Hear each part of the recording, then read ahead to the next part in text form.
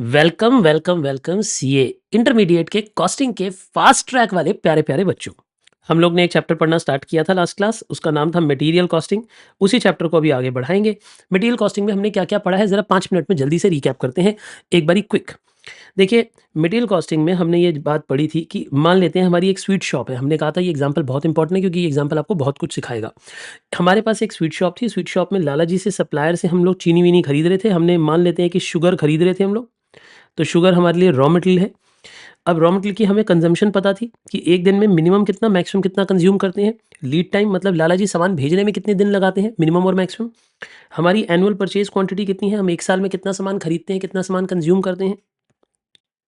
Reorder quantity कितनी है। Reorder quantity कहने का मतलब ये होता है कि हम जब भी, देखो रीऑर्डर क्वांटिटी, इस शब्द को समझो, रीऑर्डर क्वांटिटी यानी मैं जब भी ऑर्डर प्लेस करता हूँ एक बार में कितना माल मंगाता हूँ। रीऑर्डर क्वांटिटी, आप अर्थ समझ रहे हो। रीऑर्डर का मतलब क्या है, दोबारा ऑर्डर करना।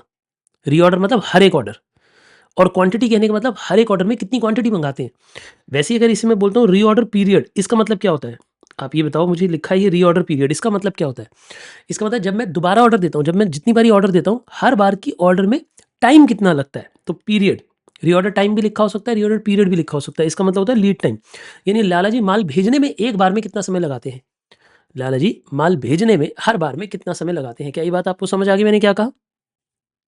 चलिए, तो आरओएल कैसे आता है, रीऑर्डर लेवल। अब सर ये रीऑर्डर रीऑर्डर रीऑर्डर 3 बार आ गया, सर क्या मतलब है।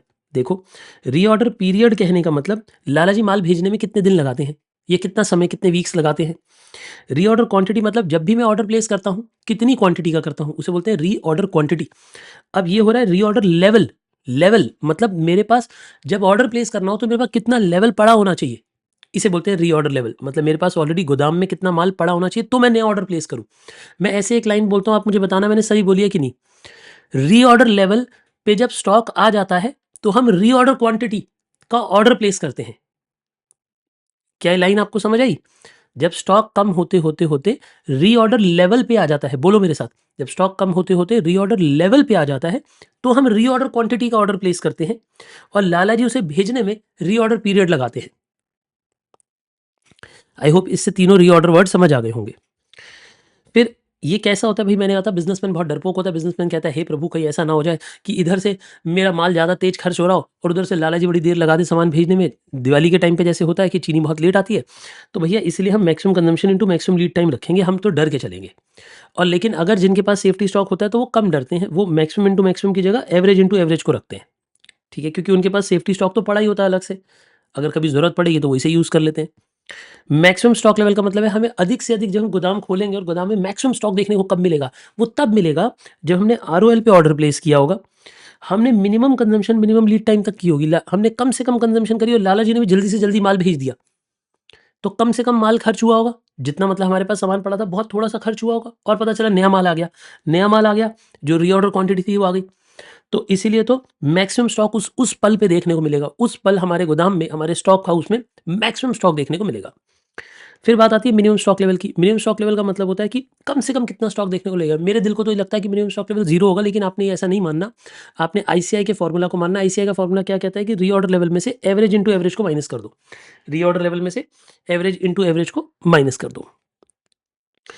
अगला है एवरेज स्टॉक लेवल। अब देखिए मेरी बात को समझिए। एवरेज स्टॉक लेवल का मतलब होता है maximum plus minimum divide by 2, या फिर opening plus closing divide by 2। But ये दोनों फॉर्मूला लेस यूज्ड है, ये दोनों फॉर्मूलाज लेस यूज्ड है। प्रेफर्ड फॉर्मूला है ये वाला, मोस्ट पॉपुलर फॉर्मूला ये वाला है, यही यूज करना है अगर क्वेश्चन साइलेंट है तो। Safety stock plus half of reorder quantity. क्या कहा मैंने, safety stock plus half of reorder quantity. इसकी मैंने आपको डेरिवेशन भी समझाई थी। देखो कि सेफ्टी स्टॉक हर वक्त हमारे पास पड़ा होता है, तो वो तो ऑन एन एवरेज हम मेंटेन कर ही रहे होते हैं, क्योंकि वो तो हर वक्त हमारे पास पड़ा है।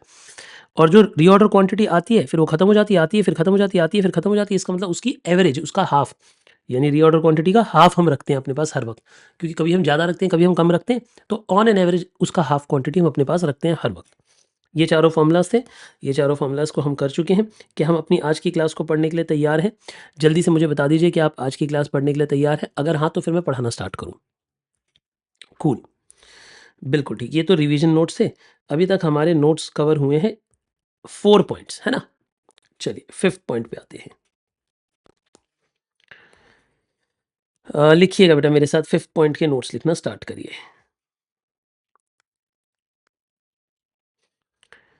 चलिए एक एक करके हम लोग पढ़ना स्टार्ट करेंगे क्योंकि मुझे आपको ईओक्यू वगैरह बताना है, बट उससे पहले मुझे आपको ऑर्डरिंग कॉस्ट के बारे में बताना है।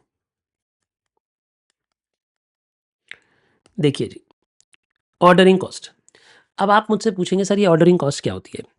देखो, हम ये अज्यूम करते हैं कि जब हम ऑर्डर प्लेस करेंगे तो हमारा खर्चा आएगा कुछ ना कुछ। ये बात तो सच है। हम जब भी ऑर्डर प्लेस करेंगे हमारा कुछ ना कुछ खर्चा आएगा। Whenever I place an order, हम लाला जी को फ़ोन करते हैं कि लाला जी फ़ोन सामान भेजो। तो देखो फ़ोन करने का खर्चा है।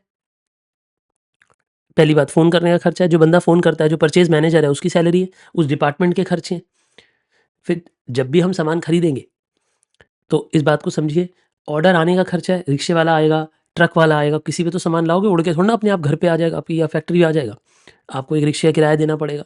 तो that is all ordering cost. Ordering cost का मतलब हर एक ऑर्डर प्लेस करने पे कितना खर्चा आता है। आज मैंने लाला जी को फ़ोन किया कि लाला जी, आपको भी मैं एक एग्ज़ाम्पल देता हूँ, अपने घर में भी आटा मँगाते हो, मान लो 10 किलो आटा मँगाते हो, खर्च हो जाता है, फिर नया मँगाते हो, ठीक है? तो जब नया आटा आता है आपको पता है कॉस्ट इन्वॉल्वड है, लेकिन हम उस इतनी छोटी कॉस्ट होती है कि हम उसे गिनते नहीं है।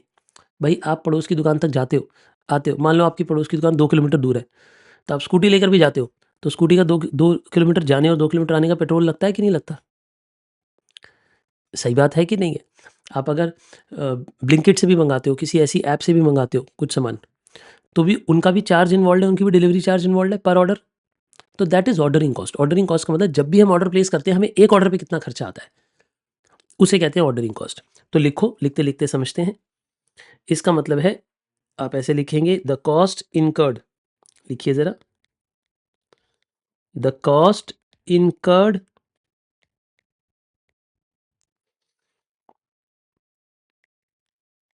When we order.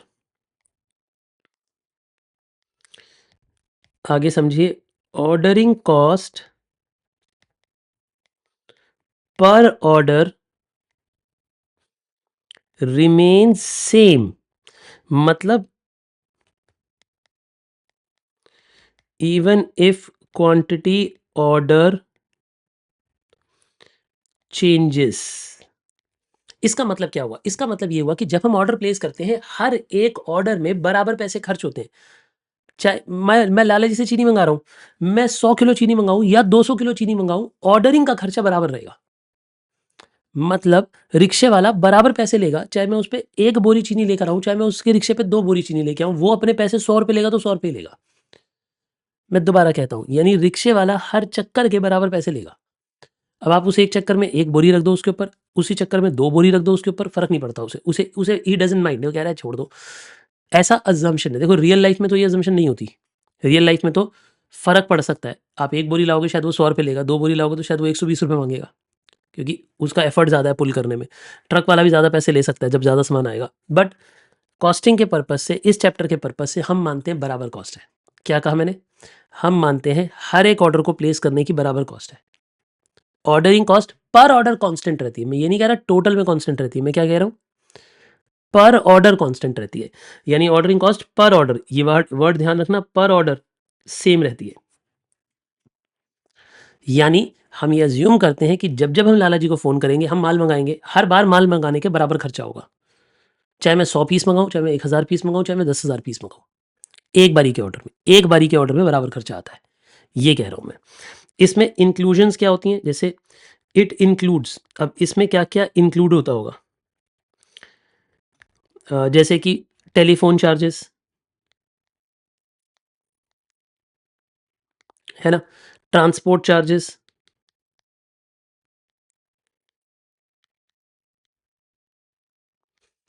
A, transit insurance, रास्ते की जो इंश्योरेंस है वो, सामान की, लोडिंग अनलोडिंग, ये सब कुछ।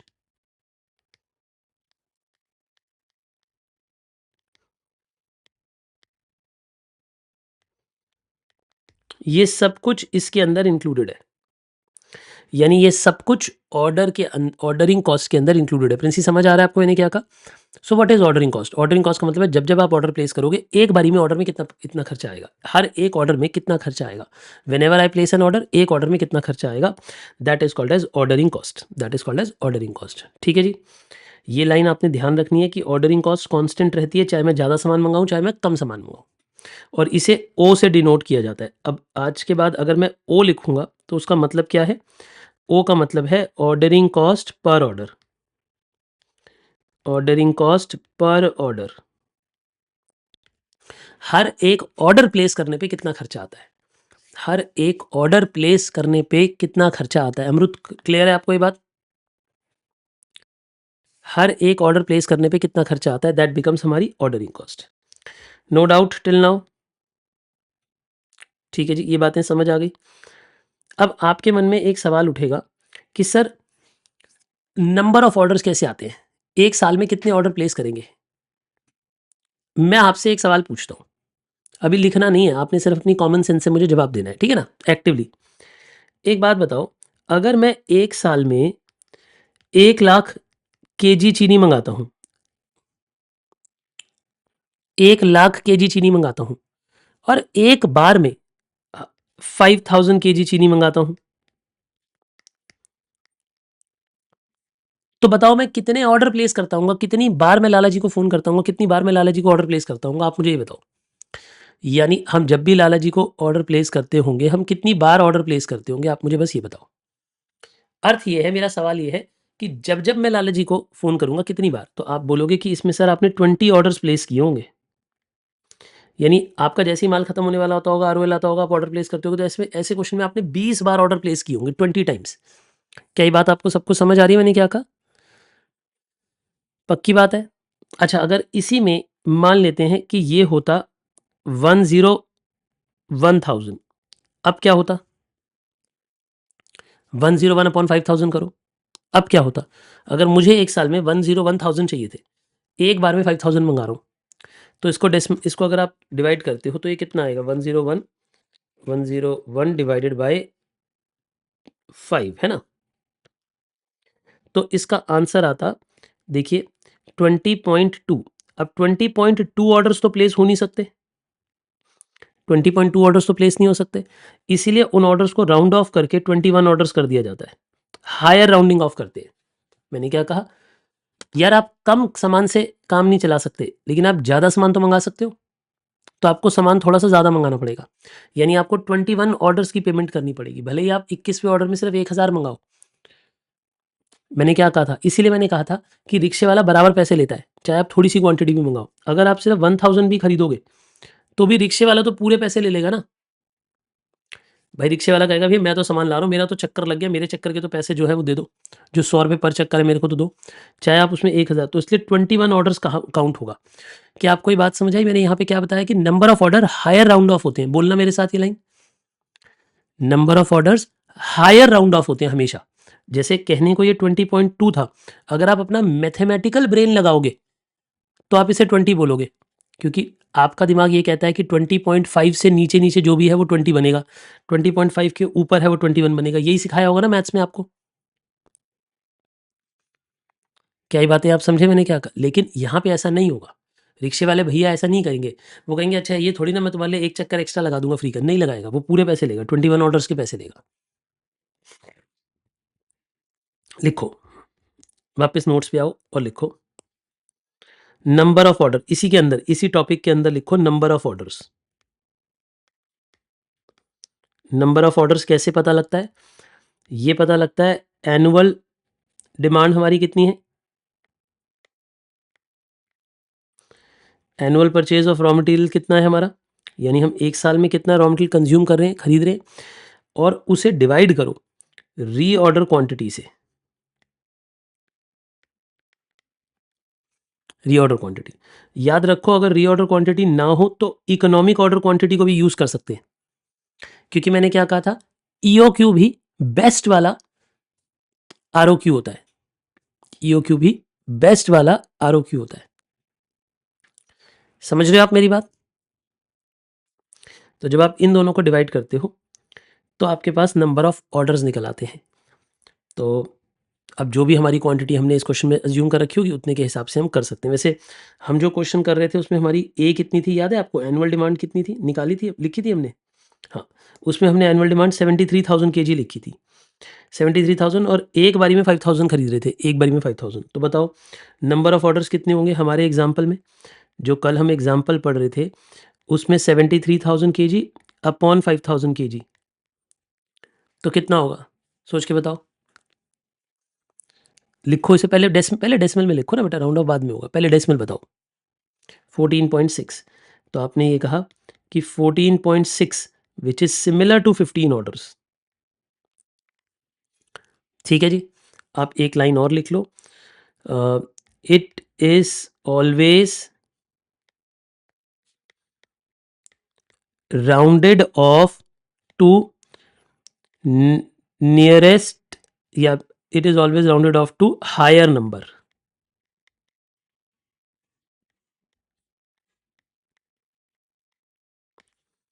मतलब इसे हमेशा हम हायर नंबर की तरफ राउंड ऑफ करते हैं, लोअर नंबर की तरफ राउंड ऑफ नहीं करते हैं। ये बात भी मेरे हिसाब से काफ़ी हद तक क्लियर हो गई होगी। अच्छा, इसमें ना आईसीआई की अजम्पशन जो है ये वाली राउंडिंग ऑफ वाली, ये 3-4 साल पहले ही चेंज हुई है। उससे पहले अगर आप 4 साल से पुराना कोई भी आंसर उठा के देखोगे आईसीआई का, तो उन्होंने डेसिमल में ले रखा होगा, डेसिमल में ही कैलकुलेशन करते थे। वैसे मैं आज भी ये मानता हूँ डेसिमल वाली कैलकुलेशन ही सही है, मेरे पास उसका भी लॉजिक है, लेकिन अब आईसीएआई क्योंकि राउंड ऑफ करता है इसलिए हम भी राउंड ऑफ कर रहे हैं। ठीक है, मैं आपको पहले इसका पर्पस समझाता हूँ। देखो डेसिमल वाली वैल्यूएशन पता सही क्यों थी? क्योंकि अगर एक बात बताओ, मेरे पास माल आ रहा है तो मैं उससे 14.6 ऑर्डर क्यों दूंगा, पूरे 15 ऑर्डर दूंगा, लेकिन उसमें से इस साल 14.6 ऑर्डर्स को यूज कर लूंगा, बचा हुआ 0.4 ऑर्डर का जो सामान होगा वो अगले साल यूज कर लूंगा, तो वो अगले साल काम आ जाएगा, वेस्ट थोड़ी ना होगा। एक बात बताओ, अगर आप एक चीज़ रेगुलरली यूज करते हो तो क्या आप उससे सिर्फ थोड़ा सा मंगाओगे या पूरा ही मंगाओगे? वो अगले साल यूज़ करोगे, अगले साल यूज़ करोगे तो वो कॉस्ट अगले साल स्पिल ओवर हो जाएगी। जो इस बार एक्स्ट्रा पैसे दे दिए, 2000 केजी जो एक्स्ट्रा खरीद लिया वो अगली बार यूज़ हो जाएगा। तो मेरे हिसाब से डेसिमल में कॉस्ट लेना गलत नहीं है, आईसीआई के हिसाब से भी गलत नहीं है आज से 3-4 साल पहले तक, लेकिन अब at present ICI round of करता है इसलिए हम भी राउंड ऑफ कर रहे हैं। सिंपल, आपको डेसिमल लेना ही नहीं, आपको नंबर ऑफ ऑर्डर में क्या करना है, कंप्लीट ऑर्डर लेने हैं, पूरे ऑर्डर लेने हैं, डेसिमल में नहीं लेना। लेकिन एक प्रॉब्लम है, और वो प्रॉब्लम ये है दोस्तों कि जब आप इसे राउंड ऑफ करते हो, ठीक है, जो मैं बोल रहा हूँ ध्यान से सुनना, जब आप इसे राउंड ऑफ करते हो तो आपको एक बात ध्यान रख लेनी है कि राउंडिंग ऑफ के टाइम पे कुछ पुराने आंसर जब आप देखोगे, अगर आप मान लो मैंने आपको कोई क्वेश्चन दिया आज से 10 साल पुराना और आपने उसका आईसीआई का आंसर देखा, तो उसमें राउंड ऑफ नहीं हो रखा होगा, फिर कंफ्यूज मत होना। आप समझ रहे हो मेरी बात? तो पुराने सोर्स के आंसर्स में आज भी राउंड ऑफ नहीं हो रखा होता, तो आप घबराना मत। जो मैं बोल रहा हूँ आपने वो फॉलो करना है, मैं जो भी पढ़ाऊंगा क्लास में वो वेल रिसर्च्ड होगा, हर एक चीज़ नए मॉड्यूल्स के हिसाब से, नए आईसीआई के गाइडलाइंस के हिसाब से होगी। आपको गाइडलाइंस चेंज होती हैं आईसीआई की कॉस्टिंग में, ऐसा नहीं कि कॉस्टिंग में अमेंडमेंट नहीं आती, थोड़ी धीमे आती है लेकिन आती हैं छोटी छोटी सी बातें, वो मैं आपको साथ साथ इंक्लूड करके पढ़ाऊंगा। ठीक है जी, ऑल गुड। आपने सिंपल सी बात है, आपने राउंड ऑफ करना है हायर नंबर पे, बात खत्म, फुल स्टॉप, आपको कुछ और सोचना ही नहीं। आप number of orders round off होते हैं, बोलो हाँ या ना? यस। कहाँ राउंड ऑफ होते हैं, लोअर या हायर? हायर नंबर पे राउंड ऑफ होते हैं, बात खत्म, आपने बस इतना ही पढ़ना है। नंबर ऑफ ऑर्डर भी हो गए आपके समझ। अब एक बात समझो, एक चीज होती है जिसे बोलते हैं टोटल ऑर्डरिंग कॉस्ट, लिखो जरा मेरे साथ, टोटल ऑर्डरिंग कॉस्ट। सर ये क्या होता है? देखो टोटल ऑर्डरिंग कॉस्ट का मतलब होता है number of orders into ordering cost per order, into ordering cost per order. मतलब यूं कहूंगा मैं कि आप ए को डिवाइडेड करो आर ओ क्यू से या ई ओ क्यू से, तो ये नंबर ऑफ ऑर्डर्स आ गए। अब नंबर ऑफ ऑर्डर्स को इनटू ओ कर दो, एक बारी में रिक्शे वाले भैया क्या मांग रहे थे उससे मल्टीप्लाई कर दो। भाई मैं आपसे पूछ रहा हूं एक साल में रिक्शे वाले का कितना बिल बनेगा बताओ? मेरा आपसे सवाल है, एक बारी में रिक्शे वाले का, एक साल में एक रिक्शे वाले भैया का कितना बिल बनेगा? इसे पढ़ना सीखो, टोटल क्या होता है पूरा, total ordering cost. Total ordering cost मतलब एक साल में रिक्शे वाले भैया की टोटल ऑर्डरिंग कॉस्ट कितनी होगी? तो क्या बोलोगे? आप बोलोगे 15 ऑर्डर किए थे, हर ऑर्डर पे रिक्शे वाले भैया 300 रुपये मांगते हैं, तो इंटू कर लो, यानी उन्होंने हमसे एक साल में 4500 रुपीज़ ले गए होंगे, यानी वो हमसे एक साल में 4500 रुपीज़ ले गए होंगे, ये मतलब है। यानी हमने नंबर ऑफ ऑर्डर्स को ऑर्डरिंग कॉस्ट पर ऑर्डर से मल्टीप्लाई कर दिया। विपाशा समझ आ गई बेटा आपको ये बात? हमने ए इंटू ओ कर दिया, ये बात भी आप सबको समझ आ गई, हमारे पास टोटल ऑर्डरिंग कॉस्ट भी निकल कर आ गई करेक्टली। चलिए तो ये फॉर्मूलाज मैं दोबारा से एक बारी ऑर्डरिंग कॉस्ट, आज हमारा पहला टॉपिक ऑर्डरिंग कॉस्ट थे, मैं जल्दी से रिवाइज कराया तो फिर आगे बढ़ेंगे। देखिए, ऑर्डरिंग कॉस्ट का मतलब होता है जब हम ऑर्डर प्लेस करते हैं तो कितनी खर्चे होता है। ओ का मतलब होता है ऑर्डरिंग कॉस्ट पर ऑर्डर, हर ऑर्डर में कितना खर्चा होता है। और हम ये अज्यूम करते हैं कि ऑर्डरिंग कॉस्ट पर ऑर्डर बराबर रहती है। हम जितनी भी क्वांटिटी मंगाएं, लाला जी से कम क्वांटिटी मंगाए, ज़्यादा मंगाए, वो बराबर रहती है। Number of orders, number of order मतलब हम कितनी बार लाला जी को फ़ोन करते हैं। तो ए अपॉन आर ओ क्यू या ई ओ क्यू, उससे नंबर ऑफ ऑर्डर आते हैं, नंबर ऑफ ऑर्डर को हायर राउंड ऑफ करते हैं और जो भी नंबर ऑफ ऑर्डर होते हैं उसे जब ओ से इंटू करते हो तो टोटल ऑर्डरिंग कॉस्ट आती है। Full stop. आई होप बात क्लियर है। बोलिए केनन भाई, क्लियर है इतनी बात? कूल। इससे अगले टॉपिक पे चलते हैं जब हमें नंबर ऑफ ऑर्डर्स वगैरह ये सारी बातें समझ आ गई। हम आते हैं कैरिंग कॉस्ट पे। ये हमारा 5वां नोट खत्म हो गया था, अब हम आते हैं 6th नोट पे।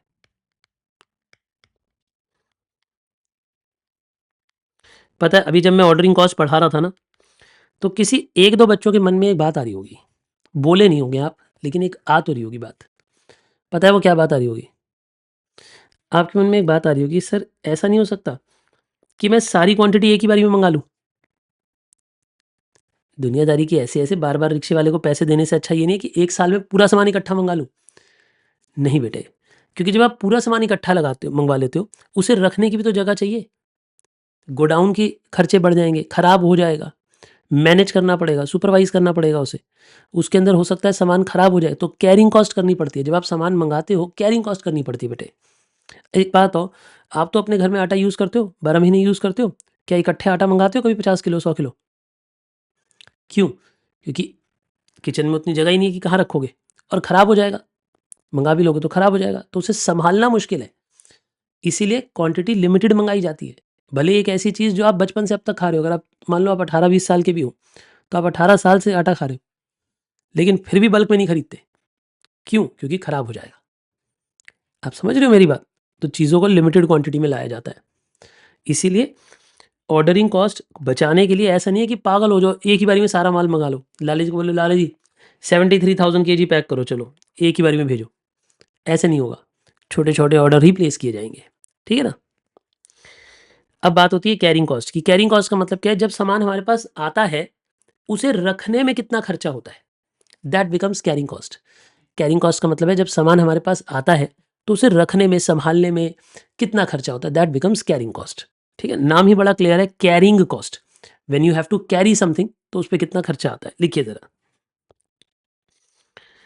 It is cost incurred to keep raw material in stock, यानी स्टॉक में रखने के लिए हमें कितना खर्चा होता है। ठीक है जी। इट इंक्लूड्स, इसमें क्या क्या इंक्लूड है? जैसे rent of godown, salary of store staff, जो स्टोर का स्टाफ है उसकी सैलरी, इंश्योरेंस इन स्टॉक, जो स्टॉक के अंदर पड़ा, जो स्टॉक पड़ा हुआ सामान है हमारे पास, उसकी इंश्योरेंस, रास्ते की इंश्योरेंस नहीं। फिर इसमें स्पॉइलेज भी इंक्लूडेड है ना? फिर साथ ही साथ इंटरेस्ट कॉस्ट भी इंक्लूडेड है।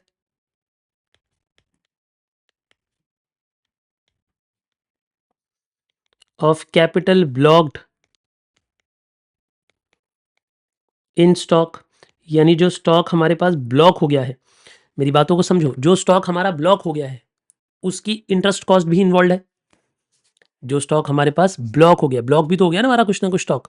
एक बात को समझो, अगर मैंने सामान मंगाया, सामान पे पैसा दिया, तो जो पैसा मेरा ब्लॉक होकर पड़ा है, वो भी तो, वो सबसे बड़ा खर्चा है। पता है आपको ये बात? अभी तो आपका दिल कह रहा था 73,000 केजी इकट्ठे मंगा लो। अगर आप 73,000 केजी इकट्ठे मंगा लोगे तो लाला ही तो पूरे पैसे मांगेंगे। अब आप पूरे पैसे दोगे तो 1 साल तक आपका पैसा भी तो ब्लॉक हो गया। चलो मान लो सामान नॉन पेरिशेबल है, खराब नहीं होगा, आपके पास जगह भी बहुत है, लेकिन आपका पैसा तो ब्लॉक हो गया बेटा, पैसे का तो ब्याज जा रहा है। अब आप कहो नहीं मैं तो बहुत अमीर हूँ, मेरे पैसे का ब्याज भी नहीं जा रहा। बेटे अपॉर्चुनिटी कॉस्ट तो जा रही है, उस पैसे को कहीं और लगाते, वहाँ तो कमा लेते। अपॉर्चुनिटी कॉस्ट हमेशा इन्वॉल्व होता है। आज के बाद जीवन में हमेशा एक बात ध्यान रखो, आप समझदार लोग हो, पैसे की कीमत को हमेशा सोचना है, चाहे वो पैसा आपका हो चाहे किसी और का हो। पैसे की, समय की कीमत हमेशा होगी। There will always be time value of money. समझ गए आप मेरी बात? यानी ब्याज हमेशा इंक्लूडेड है, चाहे आपका अपना पैसा हो तब भी ब्याज इंक्लूडेड है। क्या मेरी बातें समझ आती हैं आपको? मैंने क्या कहा? शाबाश। तो कैरिंग कॉस्ट वर्ड का मतलब समझ आ गया सर हमें। कैरिंग कॉस्ट का मतलब है सामान रखने का खर्चा। अब इसे दिखाते कैसे हैं, इसे शो कैसे करते हैं? इसे ऐसे लिखते हैं सी। सी का मतलब होता है carrying cost per unit per annum. क्या कहा मैंने? Carrying cost per unit per annum. यानी हमारी कितनी कैरिंग कॉस्ट है एक यूनिट की एक साल की। क्या कहा मैंने? हमारी कितनी कैरिंग कॉस्ट है एक यूनिट की एक साल की। ठीक है जी sir, per unit per annum. हाँ, हमेशा कैरिंग कॉस्ट एक यूनिट पे निकाली जाती है और एक साल के लिए निकाली जाती है। यानी अगर कभी भी क्वेश्चन आपको पर मंथ दे दे तो आप उसे इंटू 12 करके एनुअल बना देना। अगर वो पर वीक दे दे तो उसे इंटू 52 करके पर एनम बना देना। कैरिंग कॉस्ट हमेशा पूरे साल के लिए देखी जाती है। क्या कहा मैंने? कैरिंग कॉस्ट हमेशा पर एनम देखी जाती है, ये बात याद रखना। और इट इज इफ, ऐसे लिखिए, if it is in percentage, अगर ये परसेंटेज में होगी, then it is calculated on price of raw material. यानी ये रॉ मटेरियल के दाम पे कैलकुलेट की जाती है। सर ये बात तो समझ नहीं आ रही। देखिए पहली बात तो मैं समझा दूं कि ये फास्ट ट्रैक बैच है, तो थोड़ी सी इसमें स्विफ्ट पेस पे आपको चलना पड़ेगा। आपको मेरे साथ साथ कोलैबोरेट करके चलना पड़ेगा पूरे फोकस के साथ। सिर्फ लिखना नहीं है, अपने दिमाग को भी खुला रखना है। देखिए अगर मैं ये कहूं कि कैरिंग कॉस्ट कभी क्वेश्चन में परसेंटेज में गिवन है, मान लो कैरिंग कॉस्ट गिवन है 8%। मान लो आप एक क्वेश्चन पढ़ रहे हो और उस क्वेश्चन में लिखा है कैरिंग कॉस्ट 8%। क्या लिखा है बेटे? Carrying cost 8%।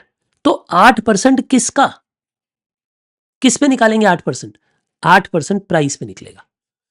यानी इसका मतलब है कि जो सामान आप खरीद के ला रहे हो उसे स्टॉक में रखने पे 8% खर्चा है। तो 8% किसका? उस सामान का, जो सामान की कीमत है। यार एक बात समझो, मैं आपको एक रियल लाइफ एग्जांपल देता हूं। मैं रियल लाइफ एक एग्जांपल देता हूं, वो वैसे वो कैरिंग कॉस्ट नहीं है, वो ऑर्डरिंग कॉस्ट का पार्ट है, लेकिन मैं आपको एक एग्जांपल देता हूं। हम जो बुक प्रिंट कराते हैं, हम, मैं दिल्ली में सिचुएटेड हूं, है ना, I operate from Delhi. But जो हमारी बुक छप कर आती है वो साउथ इंडिया से आती है। जो आप लोगों के पास बुक्स हम लोग सेंड करते हैं, जो लोग हार्ड कॉपी बुक ऑप्ट करते हैं, उन्हें जो बुक भेजते हैं वो साउथ इंडिया से आती है प्रिंट होके। तो जब मैं पब्लिश करवाता हूँ बुक, तो प्रिंट वहाँ होती है क्योंकि वहाँ पे बड़ी मशीनें हैं, जापानीज़ मशीन्स हैं जो सस्ते में बुक प्रिंट कर पाती हैं। जब तक वो उतना बड़ा प्लांट नहीं होगा किसी के पास, तब तक बुक कॉस्ट उतनी लो नहीं जा सकती, बुक महंगी प्रिंट होगी वरना। तो जब बुक प्रिंट होती है तो वो बुक वहाँ से हमारे तक आने के लिए भी डिस्पैच कॉस्ट लगती है। आप ये बात समझो, अगर मानो आपकी बुक X रुपीज़ में प्रिंट हुई, तो वो बुक मेरे तक आने के लिए भी, उसके बाद आपके पास कुरियर जाएगा ना, मेरे ऑफिस से कुरियर निकलेगा पूरे इंडिया के लिए। बट वो बुक पहले वहाँ से बंडल्स बंद करके पूरा मतलब एक तरीके से पूरा ट्रक का पोर्शन, वो आजकल ट्रक का पोर्शन भी आप किराए पे ले सकते हो। पूरा ट्रक की जगह जितने बॉक्सेस आपके हैं उसके हिसाब से प्रोपोर्शनेट आप किराया दे सकते हो। आजकल ऐसी सर्विसेज अवेलेबल है, तो आप उसका पैसा दोगे। तो हम लोग जब, हमारी टीम जब इसे कैलकुलेशन करती है तो वो ऐसे कैलकुलेट करती है कि कितने की बुक है और उस पर कितनी ट्रांसपोर्ट लग रही है हमें।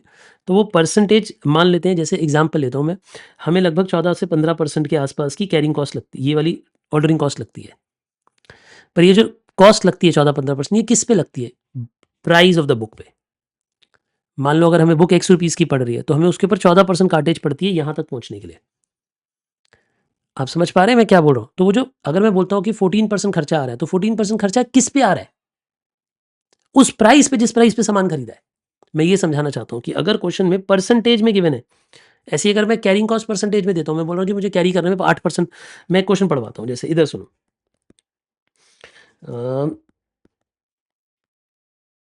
ये देखो, जैसे ये लिखा है, क्वेश्चन नंबर 4 पढ़ो। इसमें लिखा है the carrying cost is estimated to be 20%। अब ये 20% लिखा है, तो ये किसकी 20% होगी भाई?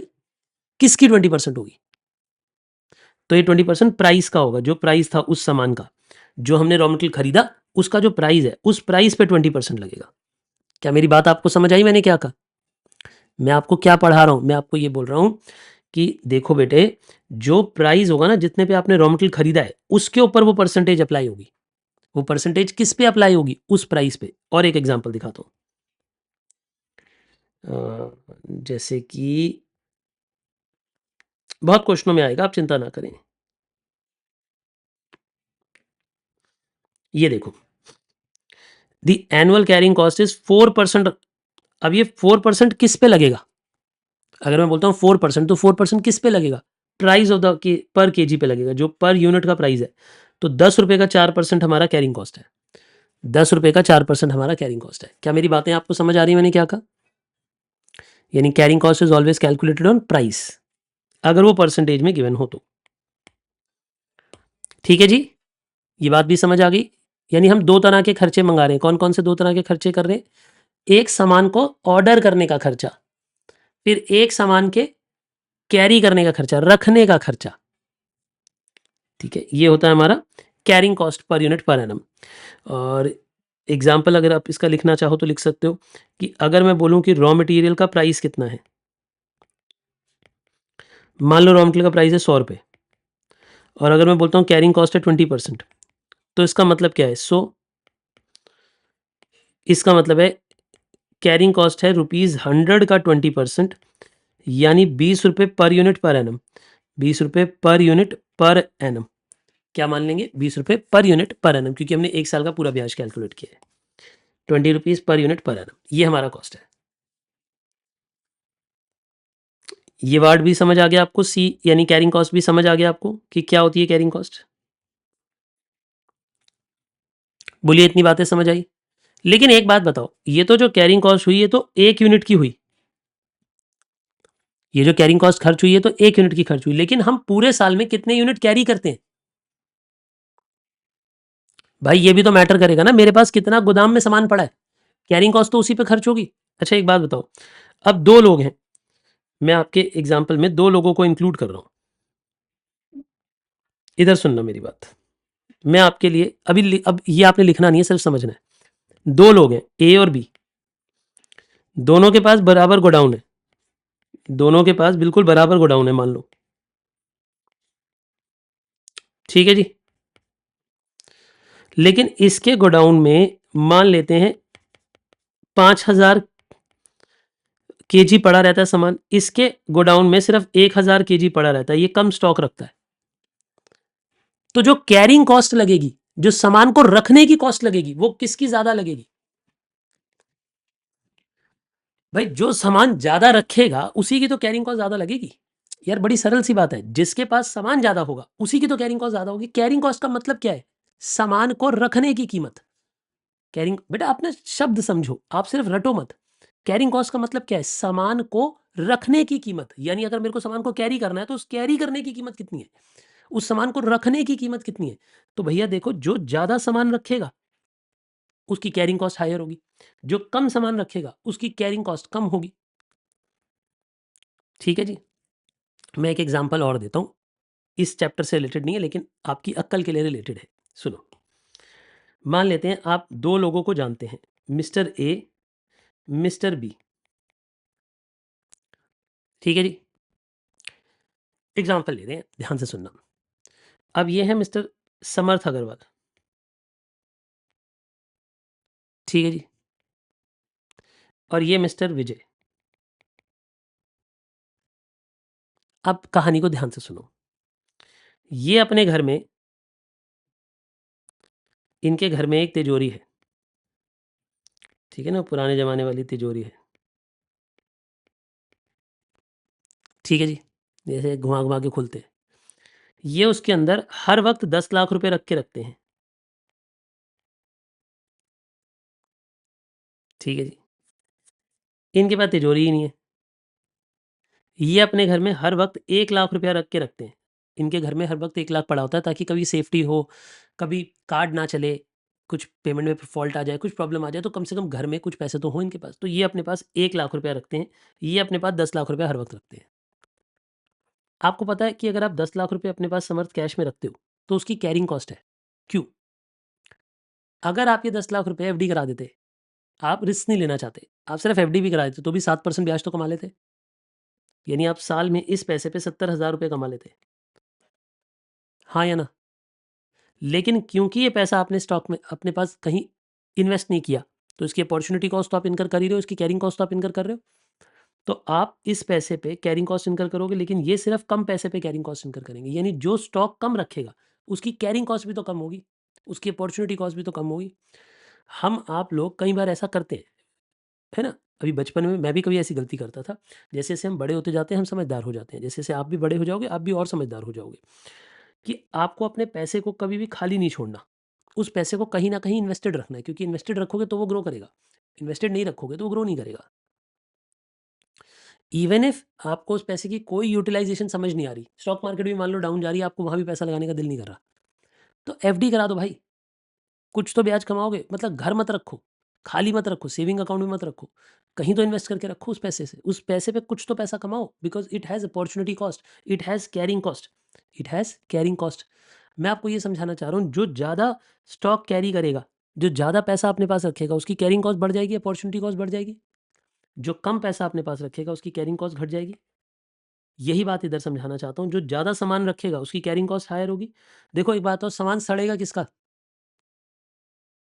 सामान ज़्यादा सड़ेगा किसका? खराब किसका होगा? ऑब्सोल्यूट किसका होगा? खराब बार बताइए, कैरिंग कॉस्ट किसकी हायर होगी? जिसके पास ज़्यादा सामान होगा। जिसके पास कम सामान होगा, उसका सामान खड़े सड़ेगा भी कम।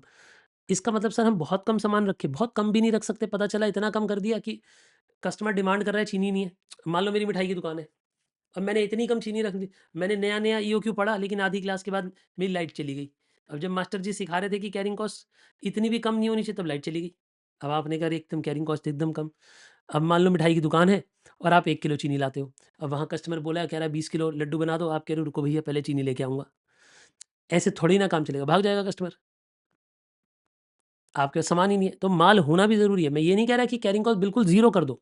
ये ना, एक बात को समझो, ये जीवन के ट्रेड ऑफ्स हैं, दुर्भाग्य है कि हमें बैलेंस करना पड़ेगा। ना कैरिंग कॉस्ट अधिक करनी है, ना कैरिंग कॉस्ट कम करनी है, ऑप्टिमम करनी है।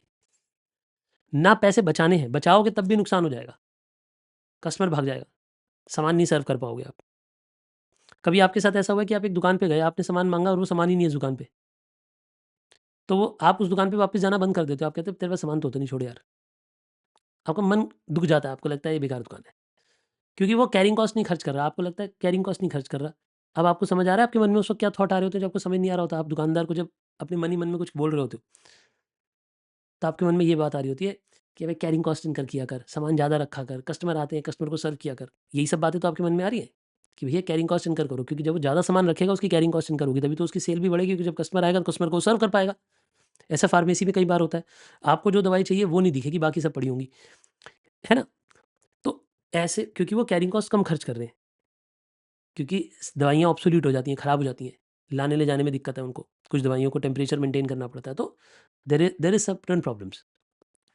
वापस आते हैं अपने टॉपिक पे। हम क्या पढ़ रहे थे? अभी हम पढ़ रहे हैं कैरिंग कॉस्ट। कैरिंग कॉस्ट का मतलब होता है कि हमें सामान को कैरी करने में, रखने में कितना खर्चा आ रहा है। अगर कैरिंग कॉस्ट परसेंटेज में गिवन हो तो वो प्राइस से मल्टीप्लाई होती है। मैंने अभी तक इतना पढ़ा है। अब मैं इसके आगे की बातचीत पढ़ा रहा हूँ कि कैरिंग कॉस्ट टोटल कैसे आती है। टोटल कैरिंग कॉस्ट कैसे आती है? चिंता ना करें, अभी के अभी मैं इसे समझाऊँगा। लिखिए, टोटल कैरिंग कॉस्ट कैसे आती है? बेटे टोटल कैरिंग कॉस्ट का मतलब होता है average stock into C, into carrying cost per unit per annum. Carrying cost per unit per annum, यानी average stock into carrying cost per unit per annum. Sir ये क्या मतलब हुआ? इसका मतलब हुआ, आप इधर लिखोगे safety stock plus half of reorder quantity. याद है आपको सेफ्टी स्टॉक का ये एवरेज स्टॉक का फॉर्मूला होता था, इनटू सी। ये फॉर्मूला है, ये फॉर्मूला है safety stock plus half of reorder quantity into C. C मतलब कैरिंग कॉस्ट, इनटू सी मतलब कैरिंग कॉस्ट। लिख लिया आपने ये भी? मैं दोबारा दोहराता हूँ, safety stock plus half of reorder quantity into carrying cost. इससे हमें पता लगेगा कि हमारी टोटल कैरिंग कॉस्ट कितनी है, यानी हमारी कुल मिलाकर कैरिंग कॉस्ट कितनी है, हमें ये समझ आ जाएगा इसे लिखने से। और ये ध्यान रखना, यही फॉर्मूला प्रेफर किया जाता है एवरेज स्टॉक में। एवरेज स्टॉक में वो वाला फॉर्मूला मत लगाना, maximum plus minimum divide by 2 को मत लगाना। ये वाला फॉर्मूला लगाना। चलो एक रजिस्टर के लास्ट पेज पे आओ ज़रा, रजिस्टर के लास्ट पेज पे आओ, आ गए हो? रजिस्टर के लास्ट पेज पे आपने ये 4 फॉर्मूले लिख के प्रैक्टिस किए हुए हैं, याद है? आइए मैं आपको 5वां और छठा फॉर्मूला भी प्रैक्टिस कराता हूँ, लिखो। 5वां फॉर्मूला है हमारा टोटल ऑर्डरिंग कॉस्ट का। बताइए, टोटल ऑर्डरिंग कॉस्ट का क्या फॉर्मूला बताया मैंने? और छठा फॉर्मूला मैंने बताया टोटल कैरिंग कॉस्ट का, वो भी मुझे बताइए क्या होता है? तो आप ये कहोगे कि देखो सर, टोटल ऑर्डरिंग कॉस्ट का मतलब होता है number of orders. Number of orders कैसे आता है? ए अपॉन आर ओ क्यू या फिर ई ओ क्यू से। इससे नंबर ऑफ ऑर्डर पता लगते हैं। नंबर ऑफ ऑर्डर को हम ओ से इंटू कर देते हैं। और टोटल कैरिंग कॉस्ट कैसे आता है? Safety stock plus half of reorder quantity into carrying cost per unit per annum. ये दोनों फॉर्मूलाज मैंने आज पढ़ाए हैं, यानी अब पिछले 20 मिनट से जो हम पढ़ रहे हैं, हम ये दो फॉर्मूलाज पढ़ रहे हैं। क्या आपको ये दोनों फॉर्मूलाज भी क्लियर हो गए? क्या आपको ऑर्डरिंग कॉस्ट और कैरिंग कॉस्ट समझ आ गई? यानी ऑर्डरिंग कॉस्ट किस पे इनकर होती है? नंबर ऑफ ऑर्डर्स पे। बताओ ऑर्डरिंग कॉस्ट कितनी बार लगती है? जितनी बार ऑर्डर करोगे। मैं रिपीट करता हूँ, ऑर्डरिंग कॉस्ट कितनी बारी खर्च होती है? जितनी बार आप ऑर्डर प्लेस करोगे। कैरिंग कॉस्ट किस पे खर्च होती है? एक यूनिट पे। लेकिन कितने यूनिट रख रहे हो वो भी तो इंपॉर्टेंट है। तो ये है एवरेज स्टॉक कितना रख रहे हो, यानी कितने यूनिट आप अपने पास इन्वेंट्री में कैरी कर रहे हो। जितने यूनिट आप इन्वेंट्री में कैरी कर रहे हो इसे इंटू सी करो तो आपके पास टोटल कैरिंग कॉस्ट आ जाएगी। आपके पास क्या आ जाएगी दोस्तों? टोटल कैरिंग कॉस्ट आ जाएगी। यहां तक की बातें क्लियर है? कूल। कैरिंग कॉस्ट अमाउंट में भी दी हो सकती है, परसेंटेज में भी दी हो सकती है। अगर परसेंटेज में दी होगी तो किस पे कैलकुलेट करोगे? प्राइस पे। अगर परसेंटेज में दी होगी तो किस पे कैलकुलेट करोगे? प्राइस पे। ये दोनों बातें भी समझ आ गई दोस्त? मैं मान के चलूँ ये 6 फ़ॉर्मूलाज़ आपको प्रैक्टिस कर लिया आपने? अपने रजिस्टर के लास्ट पेज पे प्रैक्टिस कर रहे हो ना आप ये सारे फ़ॉर्मूलाज़? कूल, बहुत ही बढ़िया। तो ये दोनों बातें आपको समझ आ जाती हैं। अब इन्हें समझने के बाद आपके पास आज का जो मेरा मेन फ़ॉर्मूला है वो आता है, इसके बाद मैं आपको प्रैक्टिस पे ले जाऊँगा। 7th फ़ॉर्मूला लिखिए जी।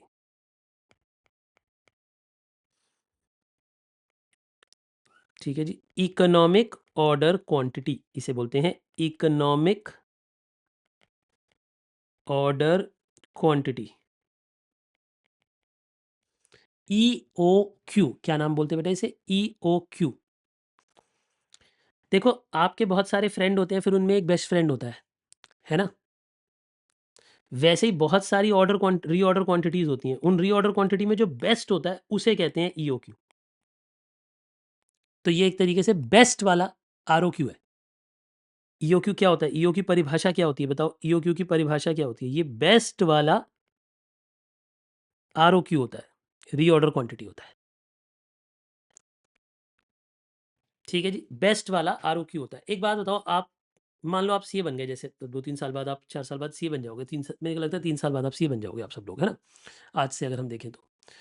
मान लो आपकी बाय चांस किसी ऐसी कंपनी में, मैन्युफैक्चरिंग कंपनी में जॉब लग गई, जहाँ पे कॉस्ट अकाउंटिंग वगैरह होती है मेजरली, और आपको उन्होंने कॉस्टिंग डिपार्टमेंट में बिठा दिया और आपको बोला कि अरे हमारे लिए ज़रा कि ऑप्टिमाइज़ करो कॉस्ट को। क्या बोलते हैं इंग्लिश में? ऑप्टिमाइज़ करो, यानी कॉस्ट को कम करने की कोशिश करो। जहाँ भी कम से कम तक पहुँच सकते हो वहाँ पहुँचो। यानी वो आपसे चाहते हैं कि आप बेस्ट रीऑर्डर क्वांटिटी ढूँढो, बेस्ट वाला आरओक्यू ढूँढो, कि एक बारी में लाला जी से कितना सामान मँगाएँ। देखो मेरी बातों को, कहानी को दोबारा सुनो। याद है हमारी, अब लिखना मत, सुनना। हमारी 1 साल में डिमांड कितनी थी? 73,000 केजी, याद है आपको? 1 साल में डिमांड कितनी है? 73,000 केजी। क्या हम एक बारी में पूरा सामान मँगा लें? नहीं। ज़्यादा मँगा लोगे तो कैरिंग कॉस्ट बहुत ज़्यादा लग जाएगी। कम-कम करके लगाओगे, कम बिल्कुल, आप बोलोगे सर 10-10 किलो करके मँगाते हैं। 10-10 किलो करके मँगाओगे तो ऑर्डरिंग कॉस्ट बहुत ज़्यादा लग जाएगी। तो ना तो मुझे ऑर्डरिंग कॉस्ट ज़्यादा लगानी है, ना मुझे कैरिंग कॉस्ट ज़्यादा लगानी है, मुझे दोनों के टोटल को मिनिमाइज़ करना है। क्या बोला मैंने? बहुत तेज़ बोला है लेकिन ध्यान से बताना। मेरे साथ रिपीट करो। ना मुझे ऑर्डरिंग कॉस्ट बचानी है, ना मुझे कैरिंग कॉस्ट बचानी है, मुझे दोनों के टोटल को मिनिमाइज़ करना है। मुझे दोनों के टोटल को मिनिमाइज़ करना है।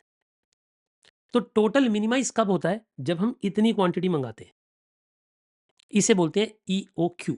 ईओक्यू मतलब इकोनॉमिक ऑर्डर क्वांटिटी। क्या बोलते हैं बेटा इसे? Economic order quantity. समझो ज़रा, इसका मतलब होता है, ईओक्यू का फॉर्मूला होता है twice A into O divided by C. यानी एनुअल डिमांड कितनी है? और ऑर्डरिंग कॉस्ट कितनी है पर ऑर्डर, और कैरिंग कॉस्ट कितनी है पर यूनिट पर एनम। इस फॉर्मूला से ईओक्यू डिराइव होता है। ईओक्यू इस फॉर्मूला से डिराइव होता है, जहां पे मैं मीनिंग भी लिख देता हूं। ए का मतलब है एनुअल डिमांड कितनी है हमारी, ओ का मतलब ऑर्डरिंग कॉस्ट पर ऑर्डर, ये एक ऑर्डर की ऑर्डरिंग कॉस्ट है, ऑर्डरिंग कॉस्ट पर ऑर्डर। और सी का मतलब होता है carrying cost per unit per annum, carrying cost per unit per annum. तो जब आप इतने ऑर्डर मंगाओगे, यानी जब आप इतनी क्वांटिटी मंगाओगे एक बार में, जो इसका आंसर आएगा तो वो बेस्ट होगा। यानी जब जब आप लाला जी को बोलोगे इतना सामान भेजो, तो हमारी कॉस्ट मिनिमम पे आ जाएगी। सर ये बना कैसे है फॉर्मूला? आपने तो कहा था डेरिवेशन भी समझाओगे, बिल्कुल समझा देता हूँ। ये कैसे, मतलब बेसिकली ये फॉर्मूले का इंटरप्रिटेशन क्या है वो भी समझा देता हूँ, जितना रेलेवेंट है उतना इंटरप्रिटेशन डिस्कस। रेगुलर बैच में तो पूरी पूरी डेरिवेशन तक भी पहुँच जाता हूँ, बट अभी के लिए क्योंकि फास्ट ट्रैक है तो थोड़ा सा हाथ रोक कर चलेंगे, जो मेन चीज़ एग्जाम में आती है उस पर ज़्यादा फोकस करेंगे। इसको बस मैं इतना बताना चाहूँगा, देखो जैसे जैसे अगर हम अपनी ऑर्डर क्वांटिटी बढ़ाते हैं, ठीक है, ये लिख लिया ना अभी आपने, ठीक है। अब थोड़ी देर आप मत लिखना, थोड़ी देर मत लिखना, एग्जाम्पल देखो। देखो अगर मुझे एक साल में 73,000 केजी मंगाने हैं, मान लेते हैं मेरी ऑर्डरिंग कॉस्ट है लेट अस से 100, और मान लेते हैं कि मेरी कैरिंग कॉस्ट है लेट अस से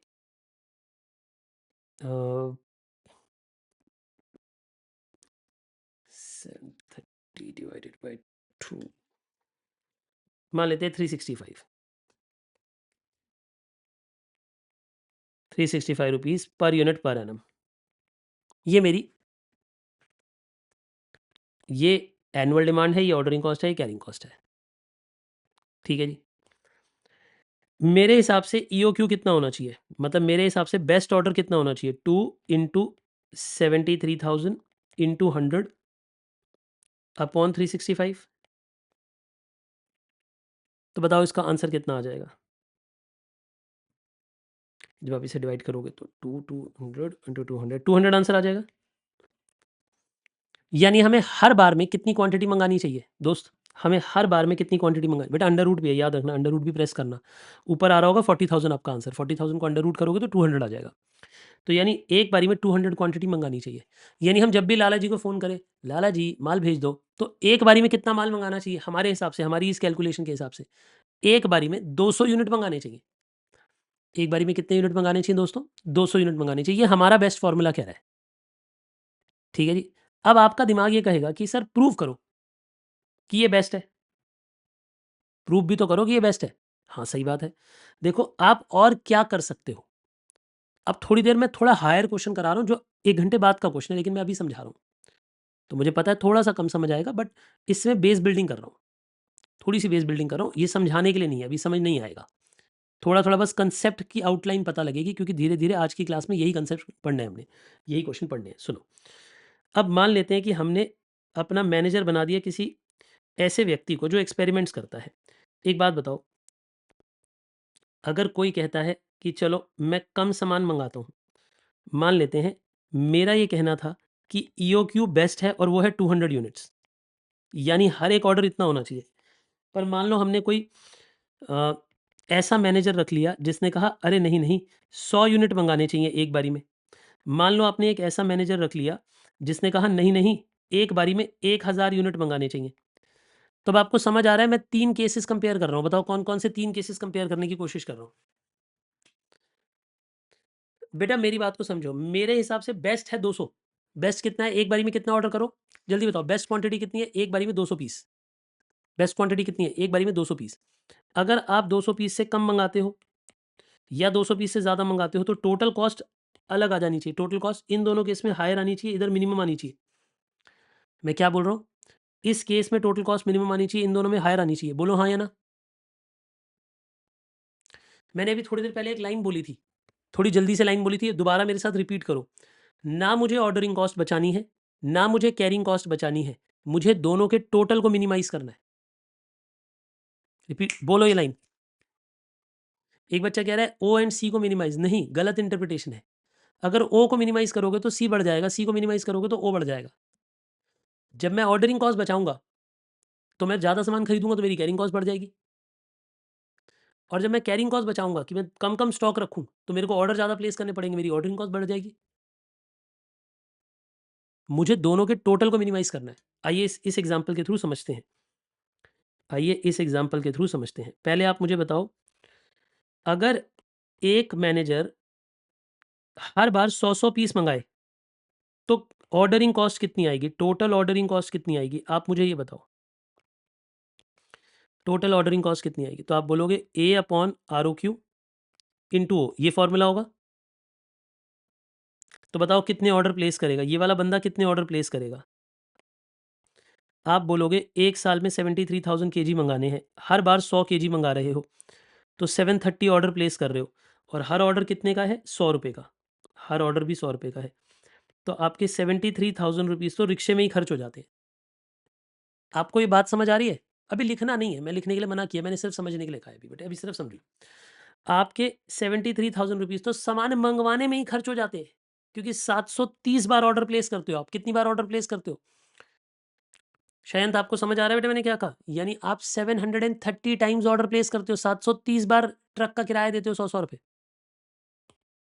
ठीक है जी। अच्छा, अगर मैं आपको ये बोलूँ टोटल कैरिंग कॉस्ट आपकी कितनी है, तो आप ये बोलोगे कि देखो सेफ्टी स्टॉक तो है नहीं, रीऑर्डर क्वांटिटी यहाँ पे 100 है, और सेफ्टी स्टॉक इधर 0 है, ध्यान रखना इस क्वेश्चन में सेफ्टी स्टॉक तो है नहीं, इंटू 365। तो 365,000 देख नहीं, 36500 डिवाइडेड बाय 2, यानी ये आ जाएगा 18,250 रुपया। अब इसमें 73,000 को आप ऐड कर दो, तो यानी हमारी टोटल कॉस्ट कितनी आ रही है दोस्तों? 91,250। यानी अगर मैं छोटे छोटे ऑर्डर प्लेस करूंगा, तो मेरे ऑर्डरिंग कॉस्ट बढ़ जाएगी लेकिन कैरिंग कॉस्ट कम हो जाएगी, और मेरा आंसर ये आएगा। देखो मेरी बात को समझो, अगर मैं थोड़े थोड़े यूनिट मंगाता हूँ, सिर्फ 100 यूनिट मंगाता हूँ, तो मेरी कैरिंग कॉस्ट कम खर्च होगी, क्योंकि पूरे साल मेरे पास एवरेज स्टॉक कम पड़ा होगा। मेरे पास एवरेज स्टॉक सिर्फ 50 का ही पड़ा होगा। क्यों? मैं सेफ्टी स्टॉक तो रख नहीं रहा। मैं 100 पीस मंगाऊंगा, धीरे धीरे करके खर्च करूंगा, 0 पे आएगा, दोबारा 100 मंगाऊंगा, दोबारा खर्च करूंगा, तो मेरे पास ऑन एन एवरेज 50 पीस पड़े होंगे। तो 50 इंटू 365, ये मेरा एवरेज कॉस्ट का कैरिंग कॉस्ट आ गई। क्या ये बात आपको समझ भी आ रही है मैं क्या बोल रहा हूँ? कि जब मेरी ऑर्डरिंग कॉस्ट बढ़ जाएगी, क्योंकि मैं बहुत छोटे-छोटे ऑर्डर मंगा रहा हूँ, तो मेरी कैरिंग कॉस्ट कम हो जाएगी। अच्छा, अब इधर देखते हैं। अगर एक जना ऐसा है जो बहुत बड़े-बड़े ऑर्डर प्लेस कर रहा है। मान लो एक मैनेजर ऐसा है जो कहता है नहीं, मैं ज़्यादा क्वांटिटी खरीदूँगा, इकट्ठे 1000 क्वांटिटी खरीदूँगा। अगर आप एक बारी में 1000 क्वांटिटी खरीदोगे तो क्या होगा? आप मुझे बताओ नंबर ऑफ ऑर्डर्स कितने आएँगे? आपको 1 साल में 73,000 केजी खरीदना था। आपने एक बारी में 1000 केजी खरीदना स्टार्ट कर दिया। तो आपने 73 ऑर्डर प्लेस किए होंगे 100 रुपीज़ वाले, तो 7300 का खर्चा होगा आपका सिर्फ। आपका कितना खर्चा होगा? सिर्फ 7300 का। ये बात समझ आई? अच्छा एक बात बताओ साग्निक, ये ऑर्डरिंग कॉस्ट इतनी कम कैसे हो गई? क्योंकि नंबर ऑफ ऑर्डर्स कम हो गए। अब मैं हर बार लाला जी से 1000 पीस मंगाता हूँ। अगर 1000 पीस मंगाता हूँ तो मैं सिर्फ 73 बार ऑर्डर दे रहा हूँ, और 73 बार 100 रुपए खर्च कर रहा हूँ। ठीक है जी, लेकिन एक बात बताओ, जब मैं 1000 पीस मंगाऊंगा तो मेरी कैरिंग कॉस्ट बढ़ जाएगी। अगर आप ज़्यादा सामान मंगाओगे तो आपको स्टोरेज में ज़्यादा खर्चा करना पड़ेगा। तो देखो अब क्या होगा, कैरिंग कॉस्ट कितनी हो जाएगी? 0 प्लस हाफ ऑफ 1000 इंटू 365, तो ये कितना हो जाएगा?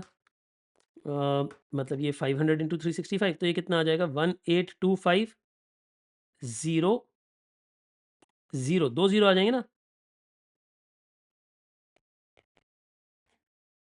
देखो जरा बेटे, 500 इंटू 365, 1,82,500 प्लस 7,300, तो ये आया 1,89,800। यानी ना ये बेस्ट है ना ये बेस्ट है, दोनों में ही खर्चा बहुत ज़्यादा है। ये बेस्ट होना चाहिए, ये बेस्ट होना चाहिए।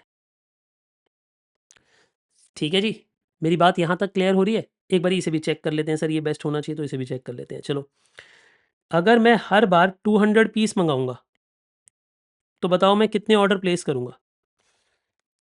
अगर मैं हर बार 200 पीस मंगाऊंगा तो मैं 365 ऑर्डर प्लेस करूंगा इन 200, तो मेरे 36,500 रुपीज़ खर्च होंगे ऑर्डरिंग में। और कैरिंग में कितने खर्च होंगे? 0 प्लस हाफ ऑफ 200 इंटू 365, यानी मेरी कैरिंग कॉस्ट भी खर्च होगी 365,000 यानी मेरे टोटल पैसे खर्च होंगे 73,000। यही बेस्ट है, यही बेस्ट है। ईओक्यू ही बेस्ट है। आप ये देख रहे हो ईओक्यू पे लोएस्ट कॉस्ट आ रही है।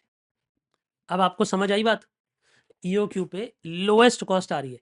तो ईओक्यू एक साइंटिफिक मेथड है ये कैलकुलेट करने का कि हर बार लाला जी के पास कितना ऑर्डर जाना चाहिए। ईओक्यू एक साइंटिफिक मेथड है ये कैलकुलेट करने का कि हर बार लाला जी के पास कितने ऑर्डर जाने चाहिए, मतलब कितने यूनिट का ऑर्डर जाना चाहिए। मतलब हमारे हिसाब से लाला जी से अगर आप हर बार 200-200 पीस मंगाओगे तो सबसे कम खर्चा बनेगा, वरना खर्चा ज़्यादा बनेगा आपका। ठीक है जी। एक बच्चा कह रहा है सर इसमें परचेज प्राइस ऐड नहीं होगा। मैं ये मान के चल रहा हूँ कि परचेज प्राइस पे कोई डिस्काउंट नहीं है, तो परचेज प्राइस तीनों में बराबर है, तो वो इररेलेवेंट हो जाता है। इररेलेवेंट समझते हो बेटा क्या होता है? जिस चीज़ का फ़र्क नहीं पड़ रहा होता। ठीक है? अभी इसलिए इस कैलकुलेशन में परचेज प्राइस को नहीं ला रहे हैं हम। वैसे जो आप पूछ रहे हो नरेश, उसको मैं डिस्कस करूँगा अभी आगे डिटेल में, बहुत डिस्कस होगा उस पे अभी। ठीक है? पहले बताइए यहाँ तक की बातें समझ आ गई आपको मैंने क्या कहा? आइए, अभी बहुत सारे और केसेज़ आएँगे बच्चे। क्या ये बातें आपको समझ आई? कुछ-कुछ समझ आई, मैं अभी खुद ही बोल रहा हूँ पूरी नहीं आएगी, कुछ-कुछ समझ आई? मैं इसे एक डायग्राम के थ्रू समझाता हूँ, फिर आपको बोलूँगा लिखने के लिए, पहले समझो। देखो, ये है हमारे लिए डायग्रामेटिक प्रेज़ेंटेशन। अगर मैं रीऑर्डर क्वांटिटी बढ़ानी स्टार्ट कर देता हूँ, मतलब मैं लाला जी से ज़्यादा सामान मँगाता हूँ, तो देखो मेरी बात को समझो। अगर मैं हर बार 100 यूनिट मँगाऊँ या हर बार 200 यूनिट मँगाऊँ या फिर हर बार 1000 यूनिट मँगाऊँ, तो समझो, अगर मैं 100 पीस मँगाऊँगा, अगर मैं सिर्फ़ 100-100 यूनिट मँगाऊँगा, तो मेरी ऑर्डरिंग कॉस्ट ज़्यादा होगी लेकिन कैरिंग कॉस्ट कम होगी। मेरी ऑर्डरिंग कॉस्ट बहुत ज़्यादा होगी, ऑर्डरिंग कॉस्ट बहुत ज़्यादा होगी, लेकिन मेरी कैरिंग कॉस्ट बहुत कम होगी। यहाँ पे मैं दोनों तरह की कॉस्ट प्रेज़ेंट कर रहा हूँ। तो जैसे-जैसे हम क्वांटिटी बढ़ाएँगे, देखो मेरी बात को समझो, जैसे-जैसे हम क्वांटिटी बढ़ाएँगे, वैसे-वैसे हमारी कैरिंग कॉस्ट कम होनी स्टार्ट हो जाएगी, सॉरी ऑर्डरिंग कॉस्ट कम होनी स्टार्ट हो जाएगी। तो जैसे-जैसे हम आगे जाएँगे, हमारी ऑर्डरिंग कॉस्ट कम होती रहेगी।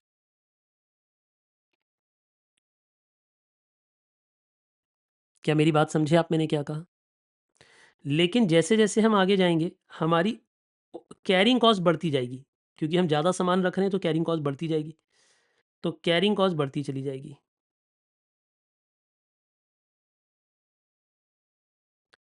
यानी कैरिंग कॉस्ट बढ़ती चली जाएगी, ऑर्डरिंग कॉस्ट कम होती जाएगी। जैसे-जैसे आप ज़्यादा क्वांटिटी मँगाओगे, आपकी ऑर्डरिंग कॉस्ट कम होने लगेगी। जैसे-जैसे आप ज़्यादा क्वांटिटी मँगाओगे, आपकी कैरिंग कॉस्ट बढ़ने लगेगी। तो जिस पॉइंट पे ये दोनों मीट करते हैं, यही पॉइंट ईओक्यू होता है। इसी क्वांटिटी को बेस्ट क्वांटिटी माना जाता है। यानी तभी इस पॉइंट पे अगर आप ध्यान से देखो तो ऑर्डरिंग कॉस्ट और कैरिंग कॉस्ट बराबर आती है।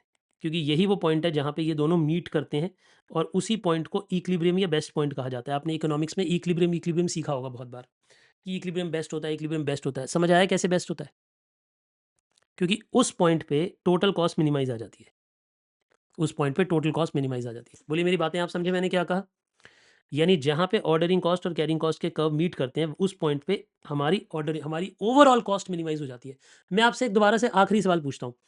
आपको ऑर्डरिंग कॉस्ट को सेव करना है या कैरिंग कॉस्ट को सेव करना है या ओवरऑल कॉस्ट को मिनिमाइज़ करना है?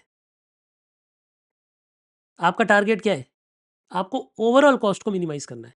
क्योंकि अगर आप सुनो, अगर आप कैरिंग बचाओगे, अगर आप कैरिंग कॉस्ट को कम करने की कोशिश करोगे तो ऑर्डरिंग बढ़ जाएगी और अगर आप ऑर्डरिंग कॉस्ट को कम करने की कोशिश करोगे तो कैरिंग बढ़ जाएगी। इसलिए आप किसी भी एक छोर को नहीं पकड़ सकते। आपको इक्विलिब्रियम पे रहना पड़ेगा, बराबरी पे रहना पड़ेगा। क्या ये बातें आपको समझ आई मैंने क्या कहा? इक्विलिब्रियम पे रहना पड़ेगा। तो ये इक्विलिब्रियम का पॉइंट है, तभी इसका नाम इकोनॉमिक ऑर्डर क्वांटिटी है। अब ये कॉपी कर लो ज़रा जल्दी से। अगर अभी तक कॉपी नहीं किया हुआ है ना मेरे साथ-साथ, मैंने मना किया था, तो ये ज़रा जल्दी से, आई होप अब कुछ हद तक समझ आ गया होगा, अब मैं क्वेश्चन कराऊँगा तो और बेटर समझ आ जाएगा। जल्दी से पहले इतना कॉपी करो। जल्दी-जल्दी इतना कॉपी करो। क्विक, एकदम क्विक।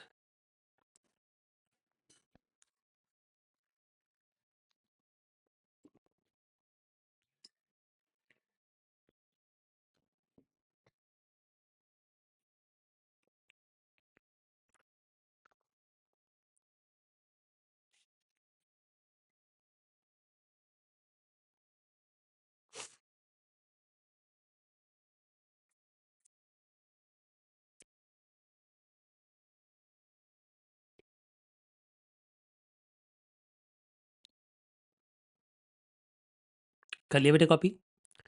मैं 1 मिनट पॉज़ कर देता हूँ वीडियो, ताकि बाकी बच्चे जल्दी-जल्दी कॉपी कर लें। जो रिकॉर्डेड पढ़ रहे हैं वो ज़रा पॉज़ करके लिख लीजिए इसे, फिर प्ले करिएगा क्लास। आई होप ये डायग्राम आप लोगों ने बना लिया बेटा, ये टेबल बना लिया बेटा। अब जल्दी से डायग्राम भी बना लो, ताकि फिर हम आगे मूव करें। अब हम क्वेश्चंस पे चलेंगे।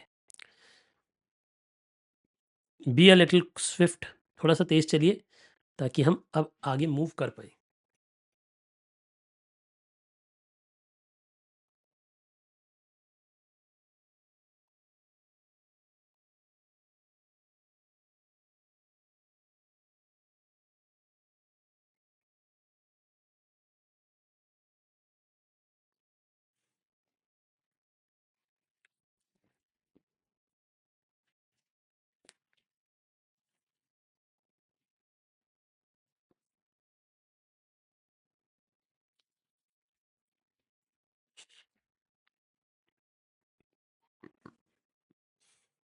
डन बेटा? चलिए, बहुत ही बढ़िया। अगर आपने इतना कॉपी कर लिया है, आई एम वेरी हैप्पी कि आपको ये सारी बातें क्लियर हैं। चलिए हम आगे पढ़ते हैं। कुछ क्वेश्चंस की ओर बढ़ते हैं, क्योंकि अभी हमने बड़े देर से क्वेश्चन नहीं पढ़े हैं। पढ़िए।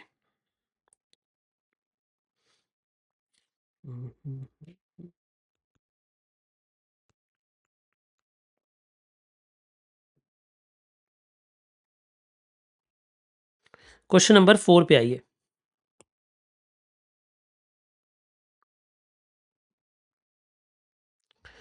अब देखो, जब सेफ्टी स्टॉक आ जाएगा ना, तब वो दोनों मैच नहीं करेंगे, ये बात याद रखना। जब सेफ्टी स्टॉक आ जाएगा तो वो दोनों जहाँ ग्राफ में मैच कर रहे थे, मैच नहीं किया करेंगे, बट फिर भी आंसर करेक्ट हो सकता है। पढ़िए। MM limited uses 7500 valves per month. बेटे एक बात बताइए, अगर मैं कहता हूं कि हम 7500 वैल्व्स पर मंथ यूज करते हैं, मैंने क्या कहा, हम कितनी वैल्व्स यूज करते हैं per month? 7500 valves per month use करते हैं। मेरे साथ साथ लिखना स्टार्ट करिए।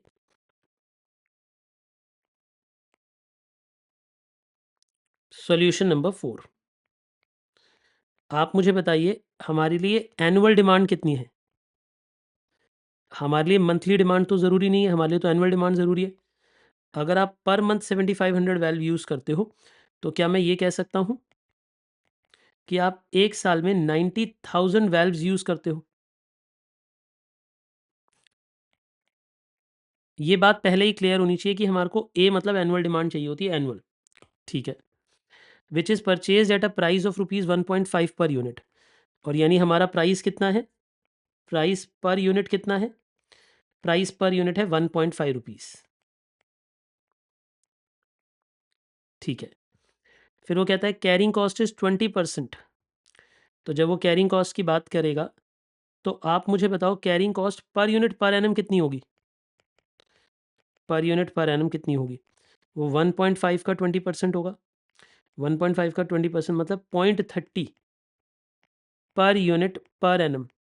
अब आप मुझे इंग्लिश पढ़ाओगे, और आप मुझे इंग्लिश पढ़ाकर पता है क्या कहोगे?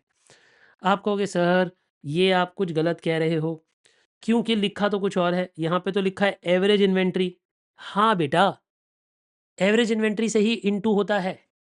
वो उसने अगला स्टेप भी पहले बता दिया है। एक बात बताओ, कैरिंग कॉस्ट कैसे आती है? इधर देखो, कैरिंग कॉस्ट कैसे आती है?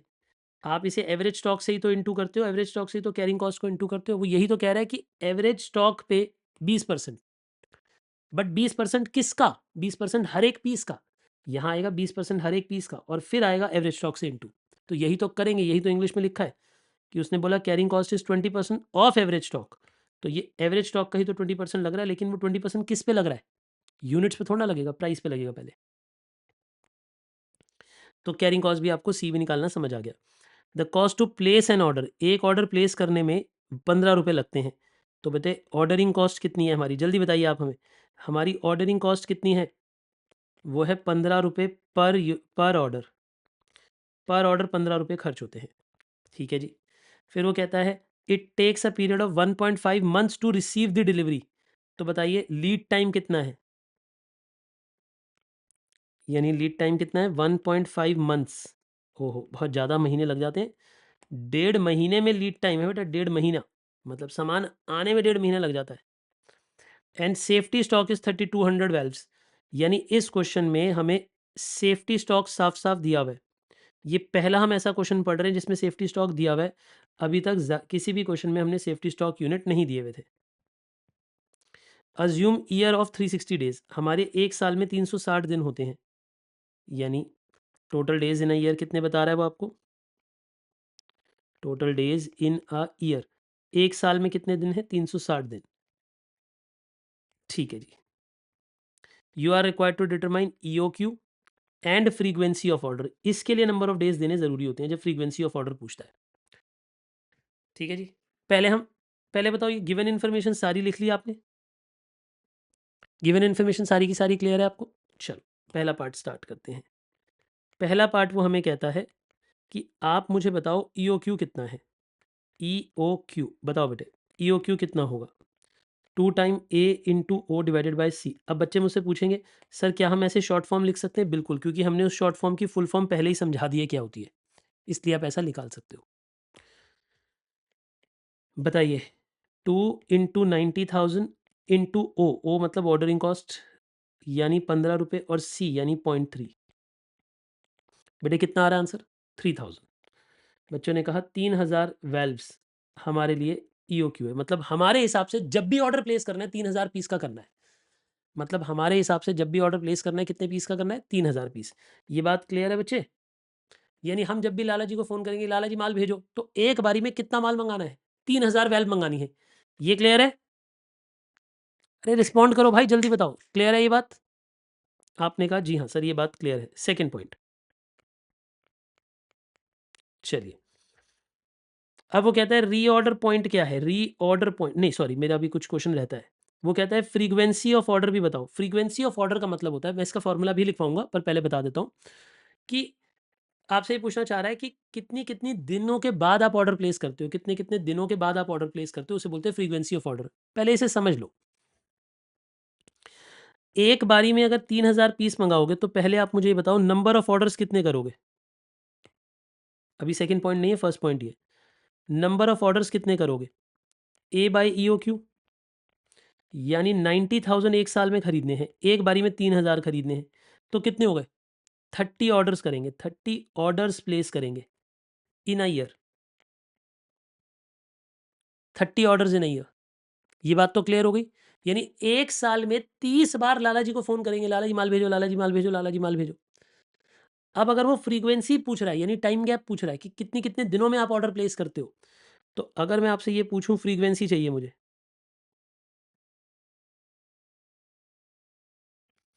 यानी मुझे टाइम गैप चाहिए बिटवीन टू ऑर्डर्स,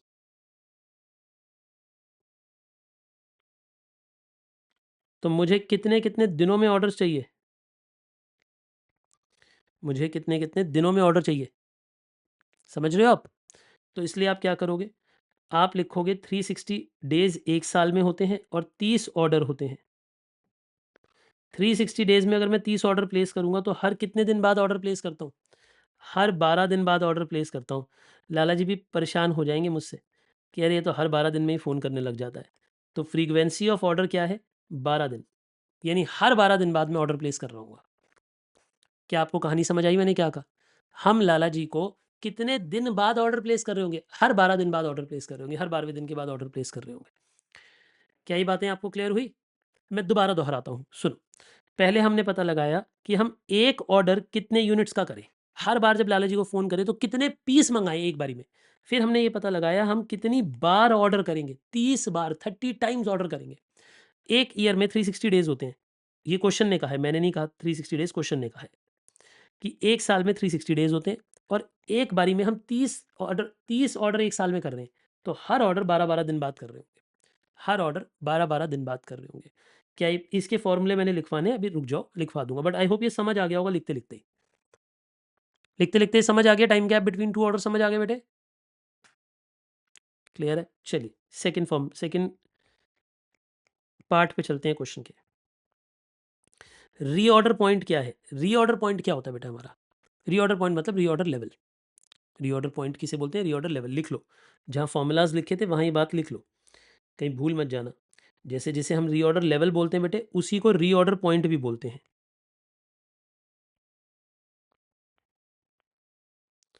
जैसे मैं बोलता हूँ ना, सुनो मेरी बात, कि स्टॉक कम होते होते किस लेवल पे आ जाएगा कि हम ऑर्डर प्लेस करेंगे, उसी को कुछ लोग पॉइंट भी बोलते हैं, कि कितने स्टॉक कम होते होते किस पॉइंट पे आ जाएगा कि ऑर्डर प्लेस करेंगे, उसी को रीऑर्डर पॉइंट बोलते हैं, उसी को रीऑर्डर लेवल बोलते हैं।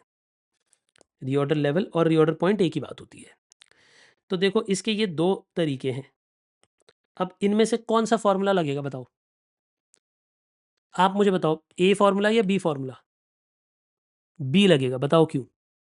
क्योंकि इस क्वेश्चन में सेफ्टी स्टॉक गिवन है, क्योंकि इस क्वेश्चन में सेफ्टी स्टॉक गिवन है, इसलिए ये वाला फॉर्मूला नहीं लग सकता, इसलिए यही लगेगा। ठीक है जी। अब थोड़ी देर रुक जाओ, अब कॉमन सेंस का टेस्ट स्टार्ट होगा। अच्छा, मैं आपको ये भी बता दूं कि ये एक एग्जाम का क्वेश्चन है, और रीसेंट एग्जाम का, पिछले 3-4 साल में ही एग्जाम्स में पूछा गया ये क्वेश्चन। मेरा एक सवाल है आपसे, आप मुझे ये बता दें कि जब मैं आपसे ये बात पूछता हूं कि भैया आपके पास एवरेज कंजम्पशन कितनी है और एवरेज लीड टाइम कितना है, लीड टाइम तो क्वेश्चन ने खुद ही दे रखा है, आप मुझे बताओ लीड टाइम तो क्वेश्चन ने आपको खुद ही दे रखा है, हाँ या ना? दे रखा है कि नहीं दे रखा? बिल्कुल दे रखा है। सेफ्टी स्टॉक भी दे रखा है। एवरेज कंजम्पशन निकालनी है। एवरेज कंजम्पशन मतलब आप आम तौर पे कितनी कंजम्पशन करते हो, तो ज़रा सुनो, पहले मेरी बातों को ध्यान से सुनो। हमें निकालना है रीऑर्डर पॉइंट। रीऑर्डर पॉइंट मतलब रीऑर्डर लेवल, एक ही बात होती है। इसका फॉर्मूला होता है safety stock plus average consumption into average lead time. अब आराम से सुनो, सेफ्टी स्टॉक कितना है? 3200 वेल्व्स। एवरेज लीड टाइम कितना है? Average lead time 1.5 months. Average lead time कितना है? 1.5 मंथ्स। याद रखना, ये महीनों में गिवन है, 1.5 मंथ्स, ये मंथ्स में गिवन है। तो बेटा हमें एवरेज कंजम्पशन भी मंथली चाहिए, कि एक साल एक महीने में हम कितना कंज्यूम करते हैं, बताओ मंथली क्यों चाहिए, आप मुझे बताओ। क्योंकि जब लीड टाइम मंथ्स में है तो कंजम्पशन भी एक महीने की चाहिए, कि आप एक महीने में कितना कंज्यूम करते हो। अरे क्वेश्चन ने दिया तो है, क्वेश्चन की बिगिनिंग में ही ये बात बोली थी कि 7500 वेल्व्स पर मंथ हम परचेज करते हैं, वही कंज्यूम करते होंगे, वही कंजम्पशन है, वही परचेज है। तो यानी एक महीने की कंजम्पशन हमें ऑलरेडी पता है, तो एक महीने की हमें कंजम्पशन ऑलरेडी पता है, ये भी पर मंथ है। आपको ये बात समझ आनी चाहिए कि अगर ये मंथ में है तो ये भी मंथ में होना चाहिए। अगर ये डेज में होता तो इसे भी डेज में लाना पड़ता, कंजम्पशन भी डेज में आनी चाहिए थी। कितने बच्चों को ये बात समझ आ रही है? मैं दोबारा बोलता हूँ, दोहराता हूँ। बेटा सेफ्टी स्टॉक लिख दिया, एवरेज लीड टाइम दिया हुआ है क्वेश्चन में, क्वेश्चन में ही दिया हुआ है, मैंने नहीं दिया हुआ, क्वेश्चन ने दिया हुआ है। अब वो मंथ्स में दिया हुआ है तो कंजम्पशन भी मंथली लेनी है। अब गलती ये मत करना कि यह 90,000 लिखा हो, वो तो एनुअल हो जाएगी।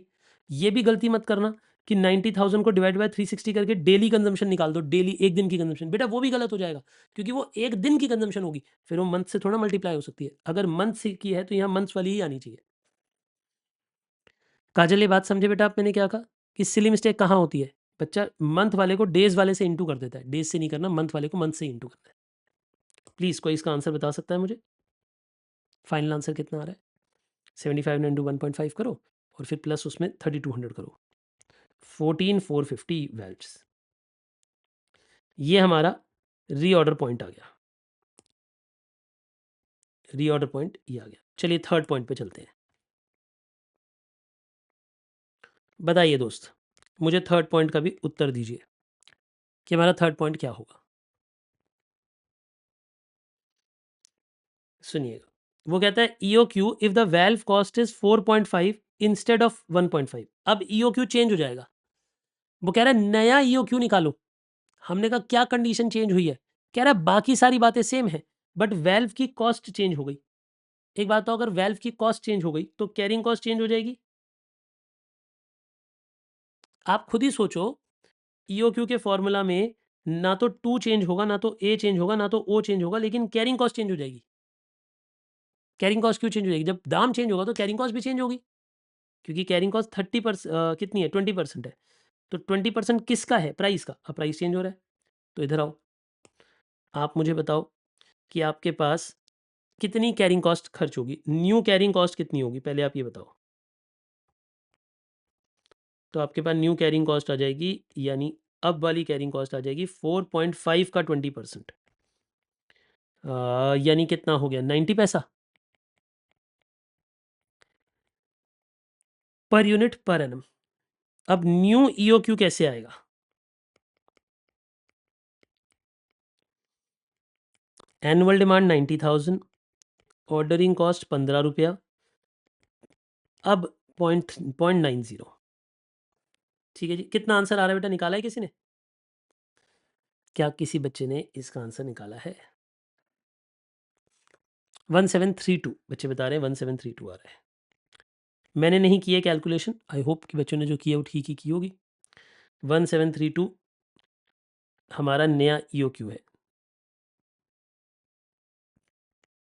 ये हमारी नई ईओक्यू है।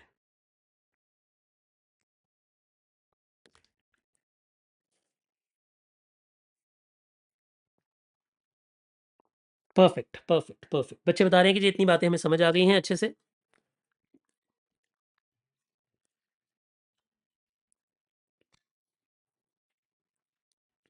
चलिए जी, और आगे बढ़ते हैं। यहां तक की बातें सभी बच्चों को क्लियर हैं। क्वेश्चंस की और ही बढ़ेंगे भी, हम क्वेश्चंस के थ्रू ही बातचीत सीखेंगे।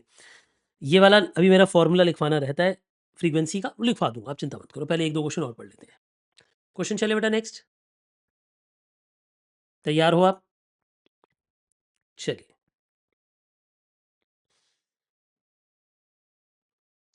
देखिए,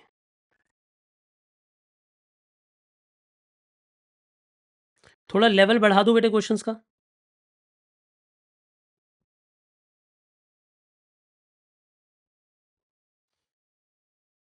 क्वेश्चन नंबर 8, सीधा सीधा हम लेवल बढ़ा रहे हैं, ध्यान देना। क्वेश्चन नंबर 8 सेकंड क्लास में हम लोग कर रहे हैं इसको। देखिए, messrs Tanishka materials private limited produces a product which is named ESS. आप एक आउटपुट बनाते हैं जिसका नाम है ईएसएस। आप एक प्रोडक्ट बनाते हैं जिस प्रोडक्ट का नाम क्या है? ईएसएस। बहुत बढ़िया। The consumption of the raw material for the product ESS is 210 kg to 350 kg per week. मतलब बेटा देखो, हम जो आउटपुट बनाते हैं, इस बात को समझो। सॉल्यूशन नंबर 8, हम पहले वर्किंग नोट बनाएंगे। देखिए, हम एक, हमारी बिजनेस का नाम क्या है? Messrs Tanishka material private limited. हम एक प्रोडक्ट बनाते हैं जिसका नाम है ईएसएस। तो आप ये चित्र बनाओ मेरे साथ। देखो, हम एक आउटपुट बनाते हैं, ये हमारा वर्किंग नोट चल रहा है। हम एक आउटपुट बनाते हैं जिसका नाम है ईएसएस, ये हमारा आउटपुट है। ठीक है जी, लेकिन इसे बनाने के लिए the consumption of the raw material for the production of ESS is 210 to 350 kg per week. लेकिन इसे बनाने के लिए दोस्तों, जो हमारी कंजम्पशन लगती है वो कितनी लगती है, यानी हमारी इनपुट कितनी होती है, कंजम्पशन कितनी होती है? वो ये कह रहा है कंजम्पशन होती है 210 kg से लेके 350 kg पर वीक, यानी ये वीक की कंजम्पशन है। तो हमें minimum consumption per week, maximum consumption per week पता है, एवरेज भी हम निकाल सकते हैं। क्या ये बातें आपको समझ आ गई मैंने क्या कहा? यानी हमें minimum consumption per week, maximum consumption per week, ये बात भी पता है। इतनी बातें क्लियर हैं आपको?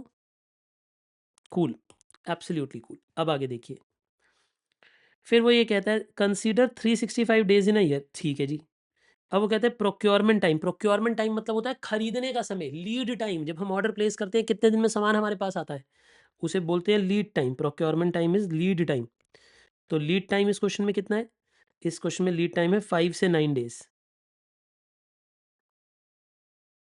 अब एक बात, पंगा देखो, पंगा ही पंगा है। बताओ क्या पंगा है? कितने बच्चों को पंगा समझ आ गया?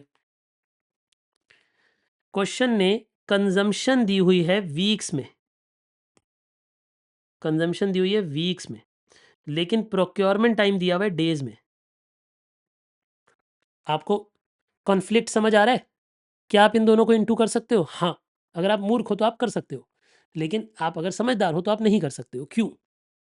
क्यों नहीं कर सकते हो? रीजन दो मुझे। क्योंकि वीक्स वाली चीज को डेज वाली चीज से इंटू नहीं कर सकते जब तक दोनों को सेम यूनिट पे ना लाऊं। और यही गलती हो जाएगी। देखना एग्जाम में प्रेशर में आप ये बात भूल जाते हो, ये छोटी छोटी बातें भूल जाते हो और मार्क्स कटवा देते हो इजी क्वेश्चन में भी। सुनिए, अब वो कहता है परचेज प्राइस कितनी है? Price of the raw material है 100 रुपया पर केजी। 100 रुपया पर केजी, ठीक है। फिर वो कहता है ऑर्डरिंग कॉस्ट है 200 रुपया। ऑर्डरिंग कॉस्ट है 200 रुपया। कैरिंग कॉस्ट है कितना? कैरिंग कॉस्ट है 1% पर मंथ। 1% per month. तो बेटे 1% पर मंथ 100 रुपये पे लगेगा, लेकिन वो तो पर मंथ है, तो इसलिए उसे इंटू 12 कर देंगे, तो वो 12% पर एनम हो गया, प्लस 2 रुपीज़ पर यूनिट पर एनम, प्लस 2 रुपये एक्स्ट्रा भी हैं। यानी हमारी कैरिंग कॉस्ट बड़ी सुंदर कैरिंग कॉस्ट है। पता है क्यों? कैरिंग कॉस्ट परसेंटेज वाली भी दे दी, नॉर्मल भी दे दी, दोनों दे दी उसने। कैसे? दोबारा पढ़ो। वो कहता है कैरिंग कॉस्ट है 1% पर मंथ। अगर 1% पर मंथ है तो पर एनम कितनी हुई? 12%।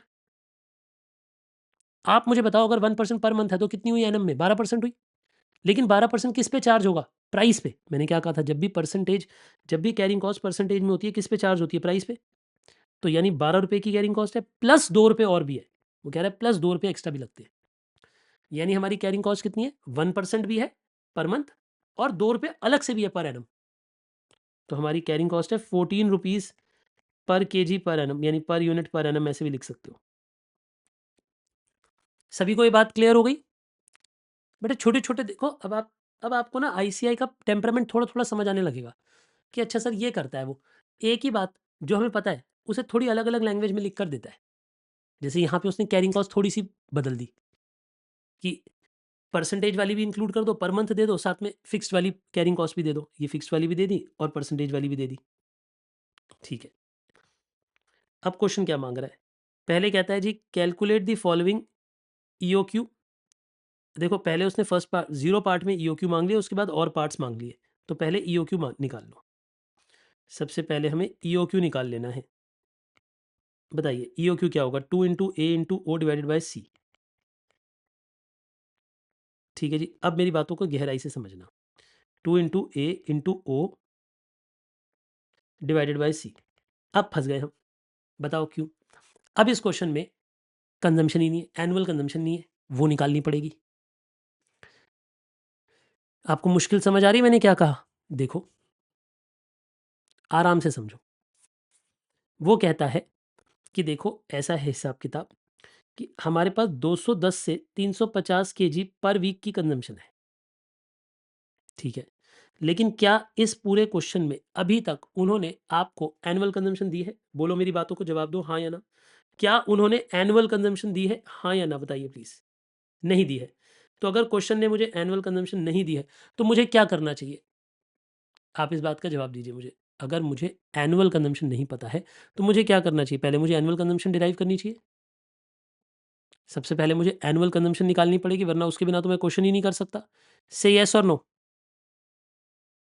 बात तो सही है सर। हमारे पास जब तक एनुअल कंजम्पशन नहीं होगी हम कुछ भी नहीं कर सकते। तो पहले सबसे पहले हमें एनुअल कंजम्पशन निकाल लेनी चाहिए।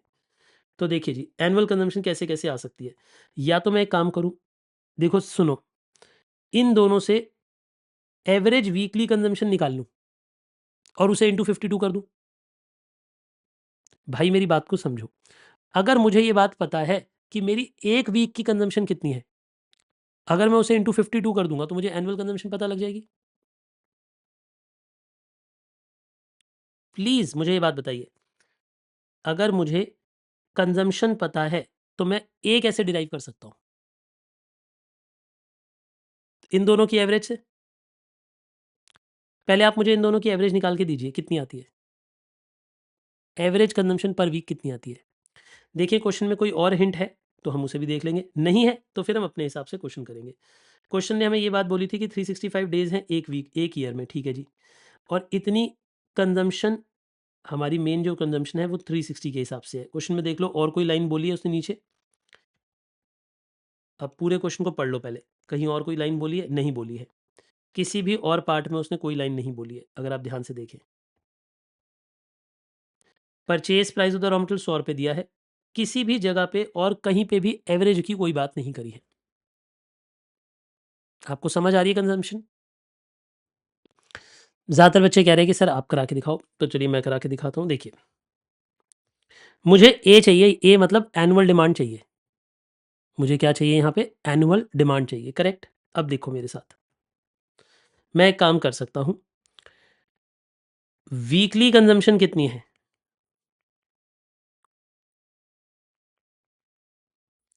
ये हमारा वर्किंग नोट नंबर 1 है। वीकली कंजम्पशन कितनी थी? 210 केजी से 350 केजी पर वीक, ठीक है जी। अच्छा मेरे को एक बात बताओ, हमारे को लीड टाइम डेज में गिवन था, लीड टाइम डेज में गिवन था, तो वीक्स वाली कंजम्पशन को मुझे डेज में कन्वर्ट करना ही है, तो मैं इसे डिवाइड बाय 7 कर देता हूँ। तो एक बात आइए, डेली कंजम्पशन कितनी है? ऐसे लिखो आप मेरे साथ, मेरी डेली कंजम्पशन कितनी है? सामान जो हम खरीद रहे हैं बेटा उसकी डेली कंजम्पशन कितनी है? तो आप कहोगे 210 डिवाइड बाय 7 से लेके 350 KG divide by 7 per day. अब ये डेली कंजम्पशन आ गई, यानी ये कितना होता है बेटा? 30 केजी से लेके 50 केजी पर डे। तो एवरेज कंजम्पशन कितनी आ गई?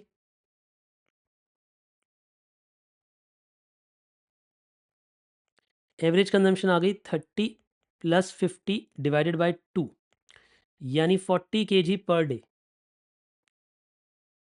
यहां तक भी क्लियर है? आपने 280 केजी पर वीक भी लिखा हो सकता है, वो भी करेक्ट है, वो भी करेक्ट है। उसमें आंसर थोड़ा सा चेंज होगा पर मार्क्स उसमें भी देने पड़ेंगे एग्जामिनर को, मतलब अगर आप वीकली करोगे तब भी मार्क्स देने पड़ेंगे। पर सर आपने डेज में क्यों कन्वर्ट किया? मैं आपको उसका हिंट देता हूँ। एक मिनट रुक जाओ यार, थोड़ी देर रुक जाओ ना, मेरी भी बात सुन लो। आप वीक में क्वेश्चन करोगे तो भी मार्क्स देगा, मार्क्स नहीं काटेगा, लेकिन आपका आंसर अलग आएगा। अगर मैं बोलूँ सही और ज़्यादा सही में अंतर है, तो सही और ज़्यादा सही में सही है डेज में करना। सर ऐसा क्यों? क्योंकि क्वेश्चन ने 365 डेज इन अ ईयर दिए हुए, क्यों दिए? क्योंकि वो चाहता है कि आप एनुअल कैलकुलेशन डेज के हिसाब से करो। एक बात बताओ, अगर आप एक होटल में खाना खाने जाते हो, एक रेस्टोरेंट में खाना खाने गए आप, ठीक है ना? आपने रेस्टोरेंट में जाके खाना खाते हुए ये बोला कि आपने पिज़्ज़ा मँगाया और आपने पिज़्ज़ा में बोला कि मशरूम मत डालना। आपने मिक्स वेज पिज़्ज़ा मँगाया, इसमें मल्टी वेज है, बट आपने बोला मशरूम मत डालना। तो इसका मतलब क्या है? आप ये कहना चाह रहे थे कि जो पिज़्ज़ा आएगा उसमें सारे वेजिटेबल्स होने चाहिए, मशरूम नहीं होना चाहिए। उस बंदे ने कोई भी वेजिटेबल नहीं डाला। वो कह रहा है आपने कहा था मशरूम नहीं डालना, आपने ये कहाँ कहा था बाकी वेजिटेबल डालने? वो खाली चीज़ लगा कर ले आया, खा लोगे? कहने को तो पिज़्ज़ा है, लेकिन सही नहीं है। उसी तरीके से अगर क्वेश्चन आपको ये डेज़ बोल रहा है, तो उसकी कोई इज़्ज़त नहीं है। उसके सेंटेंस की कोई इज़्ज़त नहीं है आपके दिमाग में। क्या उसे नहीं पता कि आपको ये बात पता होगी बचपन से? 20 साल के हो गए आप, आपको ये बात पता होगी कि 365 डेज़ 1 साल को बोलते हैं। बट वो फिर भी लिख रहा है, इसका मतलब उस लाइन की कोई इंपॉर्टेंस है। आप उस लाइन को इंपॉर्टेंस ही नहीं दे रहे, आप वीकली क्वेश्चन करना चाह रहे हो, जबकि क्वेश्चन ने डेज़ में क्वेश्चन करने का हिंट दिया हुआ है। कितने बच्चों को बात समझ आई मैंने क्या कहा? आपको नहीं लग रहा है कि ये क्वेश्चन का हिंट था कि अगर वो नंबर ऑफ डेज़ देता है तो हमें क्वेश्चन डेज़ में करना चाहिए? लिखो, we should solve question in days. हमें इस क्वेश्चन को डेज़ में सॉल्व करना चाहिए। क्यों? क्योंकि क्वेश्चन ने नंबर ऑफ डेज़ दिए हुए हैं।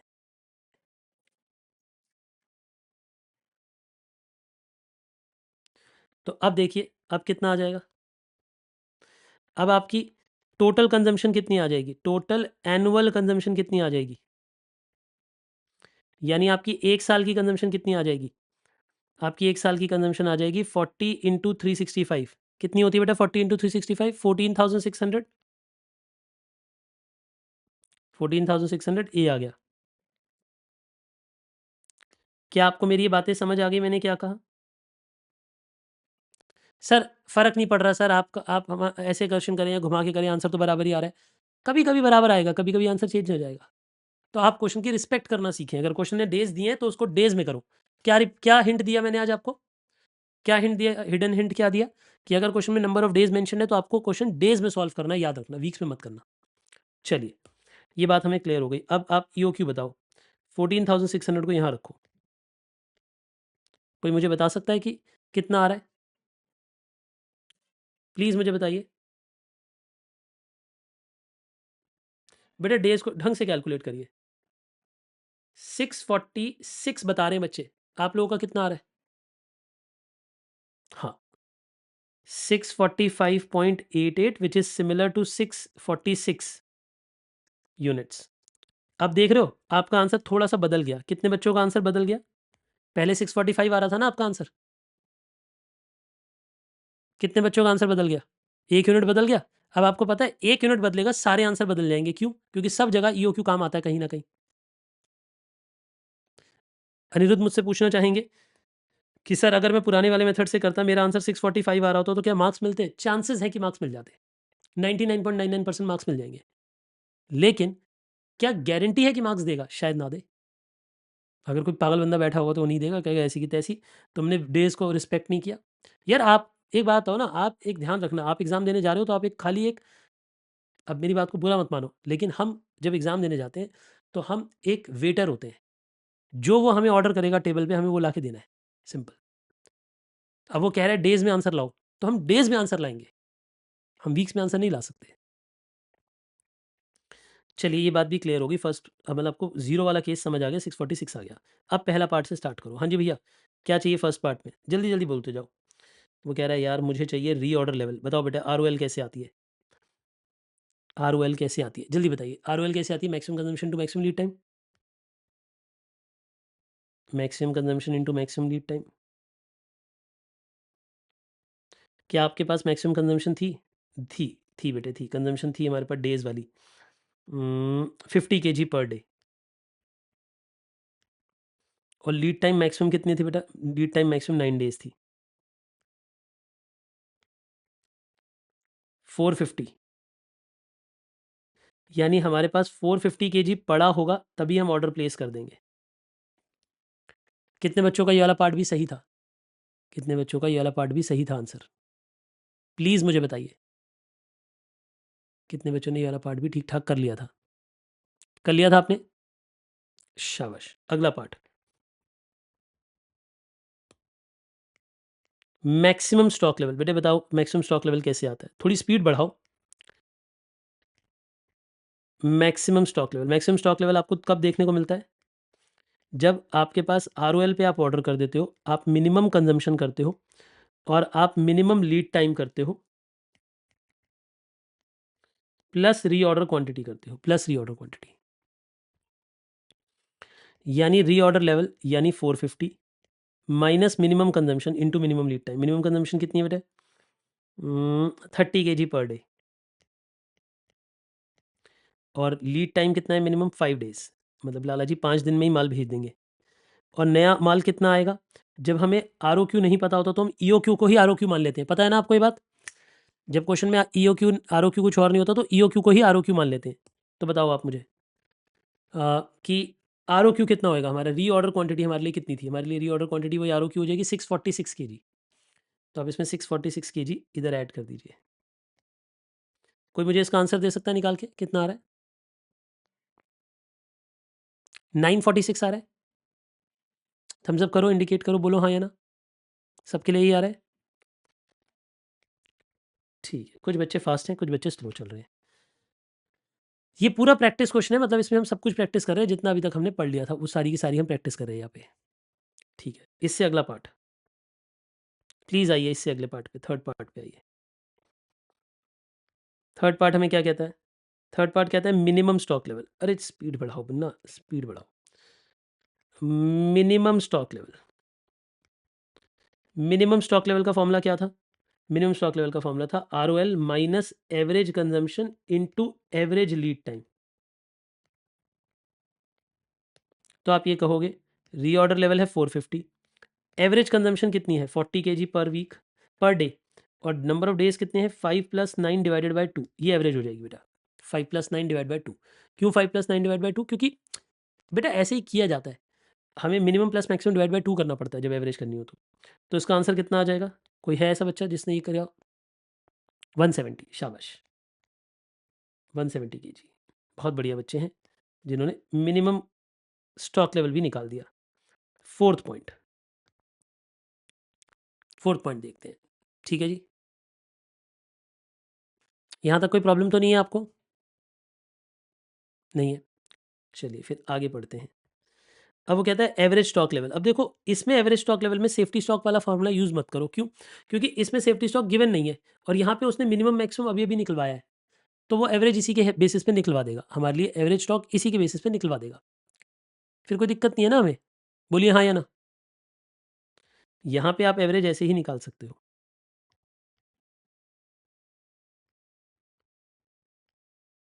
मैं आपको एक चालाकी बता दूँ? चालाकी बताऊँ क्या? कि चालाकी ये है कि दोनों तरीके से कराओ। आप minimum stock level plus maximum stock level divided by 2, minimum stock level plus maximum stock level divide by 2, इससे भी कर दो। Minimum plus maximum divide by 2 बताओ कितना होता है बेटा? Minimum plus maximum divide by 2, minimum 170 था, मैक्सिमम 946 था, दोनों को ऐड करके डिवाइड बाय 2 कर दो, बताओ कितना हो जाएगा? 558 केजी। ये भी आ सकता है। और एवरेज स्टॉक लेवल का एक और कंसेप्ट क्या होता है? वो होता है safety stock plus half of reorder quantity. लेकिन ये फॉर्मूला कब प्रेफर करते हैं याद करो, ये वाला फॉर्मूला कब प्रेफर किया जाता है? ये फॉर्मूला तब किया जाता है जब हम कैरिंग कॉस्ट निकाल रहे होते हैं, याद है आपको? कैरिंग कॉस्ट निकालते हुए ये वाला फॉर्मूला प्रेफर किया जाता है, ये वाला यूज़ नहीं किया जाता है, तब ये वाला फॉर्मूला प्रेफर किया जाता है। मतलब ये एग्जाम में निकाल के नहीं भी दिखाना हो यहाँ पे तो मत दिखाना, बट मैं सिर्फ आपको समझाने के लिए बता रहा हूँ। बेटा हमारा ROQ कितना था, रीऑर्डर क्वांटिटी कितना था? रीऑर्डर क्वांटिटी यानी EOQ यानी 646। तो इस मेथड के हिसाब से 646 का एवरेज, तो ये कितना हो जाएगा? 323 केजी। ये हो जाएगा। ये ऑप्शनल है, ये वाला पार्ट ऑप्शनल है यहाँ पे। फोर्थ पार्ट भी सॉल्व हो गया। फिफ्थ पार्ट पे आइए। फिफ्थ पार्ट क्या मांग रहा था हमसे? वो कह रहा है number of orders to be placed. हमसे पूछ रहा है बताओ कितने ऑर्डर प्लेस करोगे एक साल में? Number of orders in a year, ये कैसे आता है? A/EOQ से। एक साल में कितना सामान खरीदना है? 14,600। एक बारी में कितना सामान खरीदना है? 646। तो आप इन दोनों को डिवाइड करिए, बताइए कितना आता है? 22.6 ऑर्डर्स आ रहे हैं। तो अगर मैं 22.6 ऑर्डर्स लिखूंगा तो उसे राउंड ऑफ करके 23 ऑर्डर्स लिख दूंगा। ICAI राउंड ऑफ करता है, इसलिए हम भी राउंड ऑफ करेंगे। जैसे वो मांगता है हम उसी तरीके से सिंप्लीफाई करेंगे उसके आंसर को। क्या ये बात भी आपको समझ आ गई मैंने क्या कहा?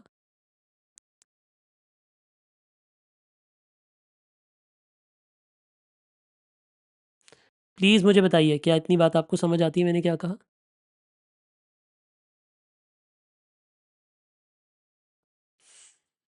अगला पार्ट। अब वो हमें कहता है कि टोटल इन्वेंट्री कॉस्ट, ये भी मैंने अभी स्टेप लिखवाने हैं, अभी ना बहुत सारे स्टेप्स लिखवाने हैं, बट मैं इस क्वेश्चन के थ्रू करा रहा हूँ आपको काफ़ी कुछ। इसके ये वाले दोनों पार्ट हम नेक्स्ट क्लास में करेंगे, क्योंकि मैंने भी आपको डिस्काउंट के बारे में नेक्स्ट क्लास पढ़ाऊंगा, फिर ये क्वेश्चन कराऊंगा। पर पहले ये बस लास्ट पार्ट करा देता हूँ, टोटल इन्वेंट्री कॉस्ट तक। आप मुझे बताइए टोटल इन्वेंट्री कॉस्ट में क्या क्या आएगा? टोटल इन्वेंट्री कॉस्ट, बच्चे टोटल इन्वेंट्री कॉस्ट में आता है सबसे पहले ऑर्डरिंग कॉस्ट। आप मुझे बताएं ऑर्डरिंग कॉस्ट कैसे आती है? टोटल ऑर्डरिंग कॉस्ट याद करो। टोटल ऑर्डरिंग कॉस्ट का क्या फॉर्मूला बताया था मैंने आपको? इधर देखो, नोट्स पे आओ। नोट्स में मैंने आपको टोटल ऑर्डरिंग कॉस्ट का क्या फॉर्मूला बताया था, ये पढ़िए। टोटल ऑर्डरिंग कॉस्ट का क्या फॉर्मूला बताया था? जल्दी बताओ। Number of orders into ordering cost per order. क्या बताया था बेटे? Number of orders into ordering cost per order, यही बताया था आपको। तो लिखो, तो यानी यहाँ पे आना चाहिए नंबर ऑफ ऑर्डर्स इनटू ओ, यानी 23 ऑर्डर्स करोगे और हर एक ऑर्डर पे कितना खर्चा होता है? जल्दी बोलो। 200 रुपये का, 200 रुपीज़ का खर्चा होता है हर एक ऑर्डर पे।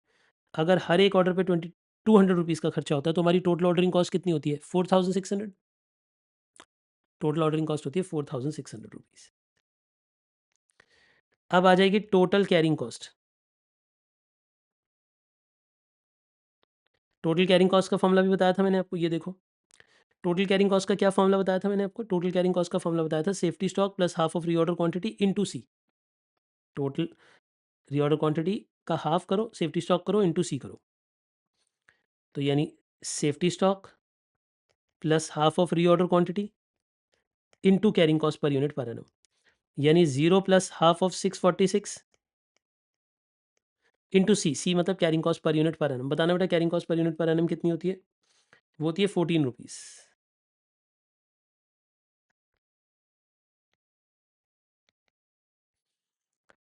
यानी carrying cost per unit per annum, इससे भी इंटू कर दीजिए। बताइए कितना हो जाएगा बेटे? 4522। तो ये आ गया। अब plus purchase cost, total purchase cost. Sir ये तो आपने पहले कराया नहीं था। पहले ना मैंने खाली रेलिवेंट कॉस्ट निकलवाई थी, टोटल कॉस्ट नहीं निकलवाई थी। यहाँ पे हम आपसे टोटल कॉस्ट निकलवा रहे हैं। हमने इतने केजी खरीदना है और हर केजी सामान कितने का आता है बेटे? 100 रुपीज़ का। तो 14,60,000 रुपीज़ का रॉ मटेरियल खरीदो। प्लीज़ इस सबको टोटल कर दो, टोटल इन्वेंट्री कॉस्ट आ जाएगी। यानी हमारी टोटल इन्वेंट्री कॉस्ट कितनी है? सामान को खरीदने का कुल मिलाकर टोटल खर्चा कितना पड़ता है? 1469122। 1469122। शाबाश दीक्षिता, अंबिका, शाबाश बेटे। यानी टोटल इन्वेंट्री कॉस्ट आती है 14,69,122। क्या मैं मान के चलूँ यहाँ तक की बातें आपको समझ आ गई मैंने क्या कहा? प्लीज़ बताइए बेटे, ये बातें क्लियर हैं? बच्चे बोलिए, ये बातें क्लियर हैं, हाँ या ना? एक बच्चा कह रहा है सर एवरेज स्टॉक इनटू सी क्यों नहीं किया? बेटा एवरेज स्टॉक ही तो है, safety stock plus half of reorder quantity. इसमें यही फॉर्मूला प्रेफर करते हैं। आप ये फॉर्मूला नहीं प्रेफर करोगे तो मार्क्स कट सकते हैं, क्योंकि जो आईसीआई फॉलो करता है बेटा हमें वही फॉलो करना है। मैंने आपको 2 बार ये बात बोली है कि आईसीआई इसी फॉर्मूला को प्रेफर करता है कैरिंग कॉस्ट निकालते हुए। 2 बार ये बात बताई मैंने आपको। यहाँ पे एवरेज स्टॉक यूज होता है, लेकिन एवरेज स्टॉक का ये वाला फॉर्मूला यूज होता है, maximum plus minimum divide by 2 वाला नहीं होता। ठीक है ना? ये बात मैंने बोली है बच्चे, वही फॉलो करो प्लीज। क्या मैं मान के चलूं यहां तक की बातें भी क्लियर है? हाँ, एक बच्चे ने अच्छा सवाल पूछा, सर इसमें ये दोनों बराबर क्यों नहीं है? सर ये दोनों बराबर आने चाहिए थे। सही बात है, बराबर आने चाहिए थे, पर क्योंकि इस क्वेश्चन में सेफ्टी स्टॉक प्रेजेंट नहीं है, इसीलिए वेरिएशन आएगी। कैलकुलेशन में बहुत जगह वेरिएशन आती है, हमेशा ईओक्यू पे ये दोनों कॉस्ट बराबर नहीं होती है। सिर्फ ईओक्यू के लेवल पे होती हैं जब विदाउट सेफ्टी स्टॉक वाले क्वेश्चन होते हैं। ठीक है जी। बट वो एक्सप्लेनेशन है कि हाँ ऐसा होना चाहिए, बट रियल लाइफ में ये हो पाना बहुत मुश्किल होता है, ये पॉइंट अचीव करना बहुत मुश्किल होता है। और ईओक्यू यूजुअली यहाँ पे एग्जिस्ट भी नहीं करता है रियल लाइफ में। रियल लाइफ में क्योंकि बहुत सारी और बातें इन्वॉल्व होती हैं जो कि आपको आने वाली क्लासेस में पता लगेंगी। कुछ हद तक आज की क्लास में जो मैंने 3 टॉपिक पढ़ाए वो तीनों समझ आ गए आपको? डेफिनेटली आने वाली क्लासेस में और कंसोलिडेट होगा। 3 कौन-कौन से कंसेप्ट आज हमने पढ़े? आज हमने एक पढ़ा ऑर्डरिंग कॉस्ट का कंसेप्ट। आपको ये बात समझ आई? मैं रिकॉल करा देता हूँ। ऑर्डरिंग कॉस्ट में आपको ये समझाया गया कि बेटा ओ का मतलब होता है ऑर्डरिंग कॉस्ट, एक ऑर्डर की कितनी है, और एक ऑर्डर की ऑर्डरिंग कॉस्ट सेम रहती है, चाहे मैं 100 यूनिट मंगाऊँ, चाहे 10 यूनिट मंगाऊँ, चाहे 20 यूनिट मंगाऊँ, चाहे 50 यूनिट मंगाऊँ। रिक्शे वाला बंदा अपने खर्चे चेंज नहीं करता, एक ऑर्डर की सेम कॉस्ट होती है। और इसमें नंबर ऑफ ऑर्डर कैसे आते हैं? जितनी हमने एक साल में खरीदना है डिवाइड बाय एक बार में कितना खरीदना है, उससे नंबर ऑफ ऑर्डर ऑर्डर आते हैं, और नंबर ऑफ ऑर्डर को हमेशा हायर राउंड ऑफ करते हैं, हायर नंबर पे राउंड ऑफ करते हैं। टोटल ऑर्डरिंग कॉस्ट कैसी आती है? कितने ऑर्डर प्लेस किए और एक ऑर्डर की क्या कॉस्ट है, कितने ऑर्डर प्लेस किए और एक ऑर्डर की क्या कॉस्ट है। कैरिंग कॉस्ट किसे कहते हैं? सामान रखने की कीमत। जितना हमारे पास एवरेज स्टॉक होगा उस पे कैरिंग कॉस्ट लगेगी। कैरिंग कॉस्ट को हमेशा पर यूनिट पर एनम निकाला जाता है। पर यूनिट पर एनम के लिए अगर मंथली दिया हो तो इंटू 12 करना पड़ेगा, और अगर ये परसेंटेज में गिवन हो तो ये प्राइस पे बेस्ड होती है, price of the raw material पे बेस्ड होती है। ईओक्यू का मतलब, ईओक्यू का मतलब है economic order quantity. Economic order quantity EOQ है। इसका फॉर्मूला है twice A into O divide by C. इसमें ए मतलब एनुअल डिमांड, ओ मतलब ऑर्डरिंग कॉस्ट, सी मतलब कैरिंग कॉस्ट होता है। इस फॉर्मूला में मैंने आपको बताया ये बेस्ट पॉइंट होता है जहां पे लोएस्ट टोटल कॉस्ट आती है, जहां पे ऑर्डरिंग और कैरिंग की लोएस्ट टोटल कॉस्ट आनी चाहिए। अगर कोई डिस्काउंट वगैरह नहीं है, कोई और पॉलिसी नहीं है, ये तब के केसेस जब डिस्काउंट नहीं होता क्वेश्चन में, तब ये एग्जिस्ट करता है। ठीक है जी। तो इस पॉइंट की वजह से ईओक्यू बेस्ट पॉइंट माना जाता है। ऑलराइट, यहाँ तक की बातें समझ आ गई। आज की क्लास के लिए इतना ही। कोई होमवर्क नहीं है, बस जितना मैंने पढ़ाया उसे रिपीट करना। कल होमवर्क ज़्यादा मिलेगा, कल मैं उधर तक पहुँचूँगा जहाँ पे इस चैप्टर का फर्स्ट पड़ाव खत्म होगा, इसलिए होमवर्क कल ज़्यादा मिल पाएगा। आज भी होमवर्क नहीं मिलेगा, आज बस जो मैंने पढ़ाया उसे रिकॉल करके आना, ठीक है? उसे रिव्यू करके आना। ऑलराइट? चलिए, अब आपने जिन्होंने पर्सनली मुझसे बात करनी हो वो रुक जाइएगा, बाकी बच्चे जा सकते हैं।